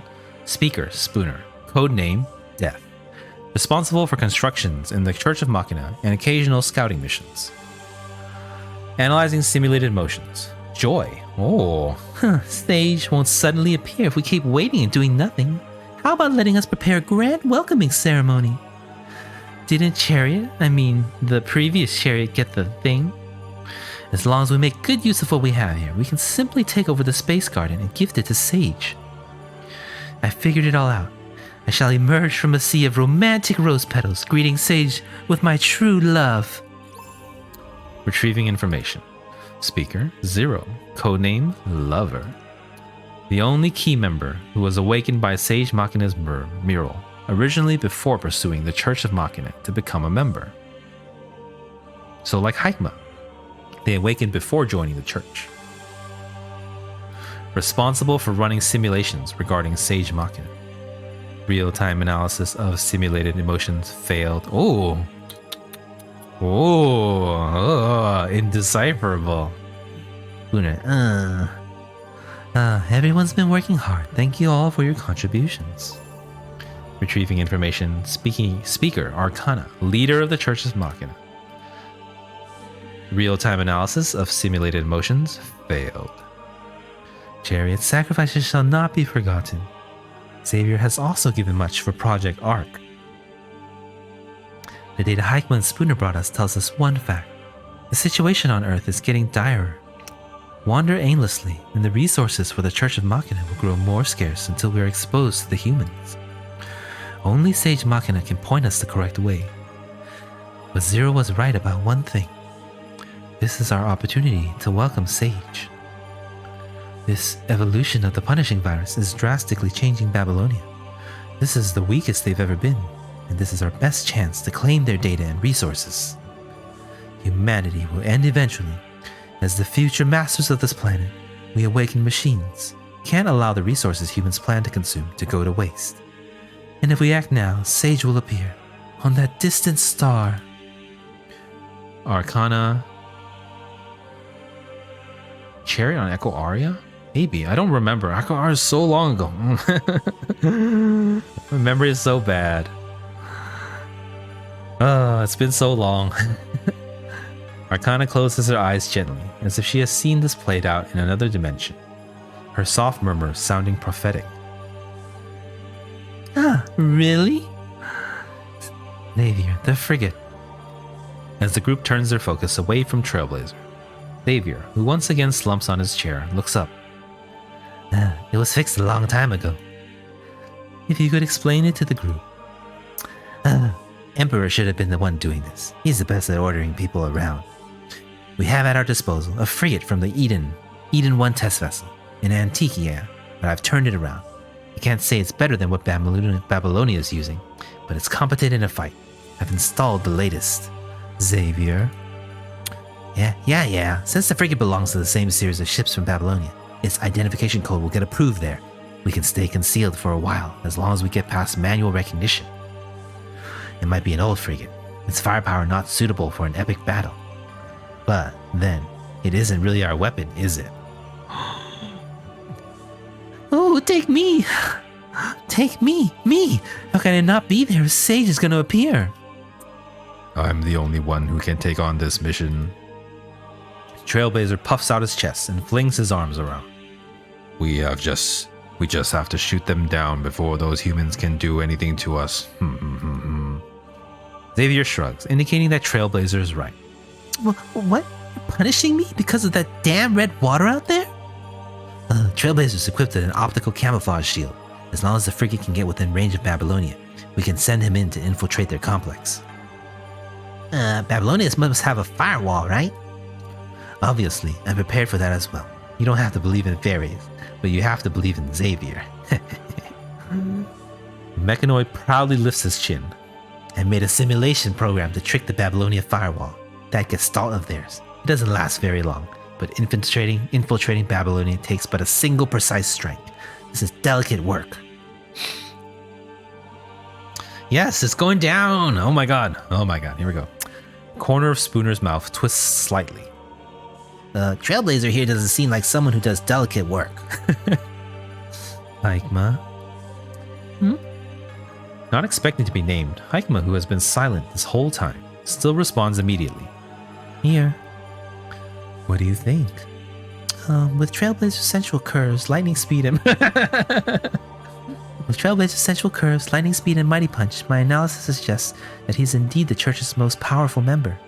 I agree that this is the most reasonable arrangement, given the fact that... Why did you ask her? Ask me! I want to go. Install me in a toolbox and bring me along. I want to see Sage. Zero's voice is somehow abruptly cut off before she can finish. The pleading gramophone finally goes quiet. Arcana is still looking at Haikma with her gentle smile. Analyzing logic data. Logic analysis complete. I think the solution calculated by my processor is the best move the Church of Machina can take. Is that so? Arcana turns to the others inside the hall. Then Hermit will be in charge of the infiltration. Ooh, who's Hermit? Like the others, Haikma has a code name herself. Oh, Haikma's Hermit, okay. This, however, is the first time she hears Mother calling her Hermit. A symbol of wisdom and solitude, she pursues the truth in the dark. Hermit will certainly complete this mission exceptionally. Haikma. Understood, Mother. I have no objections. Mother stands up, fully bathing herself in the light. She opens her arms gently, as if trying to hug all her children in the Church of Machina. Children, I heard it. Moon is crying, star is singing, and sun is hurrying toward us. World will soon fall asleep, but before that, let us bring the lost fool home from her journey. Oh my god, we can't stop here! So maybe we should. It's late. This is past my I normally stop the stream by 3. It's late. This is getting good though. Oh my god, I want to find out what happens. But the next I'm sure the next scene will last more than, I mean, there's also a there's also, you know, Trailblazer fight ahead somewhere. So I'll have to save it for another day. Sorry guys. But yeah, oh my god, I have a lot of fun. I love, you know, PGR. I always say this. People love PGR for many reasons. You know, the art is very nice, obviously. It's very different from, you know, a lot of other anime games. Let's say I really enjoy the art style. That's what drew me to the game initially. And the combat was kind of, it's pretty fun. But then they had the nice, you know, the nice banner and the very reasonable free-to-play BC income, which, you know, makes it so that you can get every single S rank construct. So it's really, that's what really drew me. But what really kept me later on, what really stole my heart, is the story. You know, starting the story and the whole experience together. It's just amazing. I love PGR story so much. It's really great. I love it. It's just the best. But no more tonight. We can't do anymore. My voice is dead. We only have 19 minutes left, and it's already past my usual stopping time. So, ooh, tired. I haven't done story in like over a month, but I really enjoyed it. I hope you guys enjoyed it too. If you're new to the stream and you enjoyed my streams, consider giving me a follow. I do play PGR almost daily. Well, I've been streaming it. I've been pretty much it's my main game that I've been streaming, and I've been doing story read-throughs as well since what's that patch called? Evernight Beat. So Evernight Beat. I actually have all my old performances of the story read-throughs with all voices since the Roland patch. So Evernight Beat, Surviving Lucem, Recitativa. Well, no Recitativa. That was a mess. Reveries with the Whale, Her Last Bow. I have them all saved as highlights on my channel if you guys want to check it out. So it's there, it's available, and we will be doing more of this soon. So tomorrow I will be back, probably at 12. It's the usual plan is that it's a new week for PGR, so we usually do dailies. But I love this story. I'm gonna finish it. Forget combat. we're doing story tomorrow. I don't care. So tomorrow I think we're gonna finish off. I don't think there's much left. So I stream around 12 midnight Pacific usually. So I'm gonna try to aim for that, and we're gonna do more story and finish it off. Yeah, I really can't wait to finish. I want to go, but my throat is dying, my neck is hurting. Yeah, that's it for now. So yeah, that's it. What day is it? I lost track. I think today is my 103rd or 104th stream, somewhere around there. Almost a little over 3 months. Please, if you like the stream, please follow my channel for more PGR content and other stuff. I'm also planning I do stream a little Diablo 4 here and there, and I do stream a little Duolingo too. And recently I've been streaming Project Sekai as well. So yeah, please look forward to that. And we will finish the story tomorrow. That's about it. Yeah, I'm gonna skip the hydrate. I've been drinking a lot of water. I have a 32 ounce here. It's almost empty now. Okay, but yep. In case that's it for tonight. So I will see you guys tomorrow. We're gonna finish this. I'm pretty sure we can finish tomorrow, unless some accident happens again like last night. Like I fall asleep and then my voice is dead when I wake up, which happens sometimes. But I'll try my best. Okay, I'll see you guys tomorrow then. That's it for tonight. So good night, everyone. Bye bye, and we'll see you tomorrow for the end of Ark Beyond. Really looking forward to it. Okay, good night, everyone. Bye bye.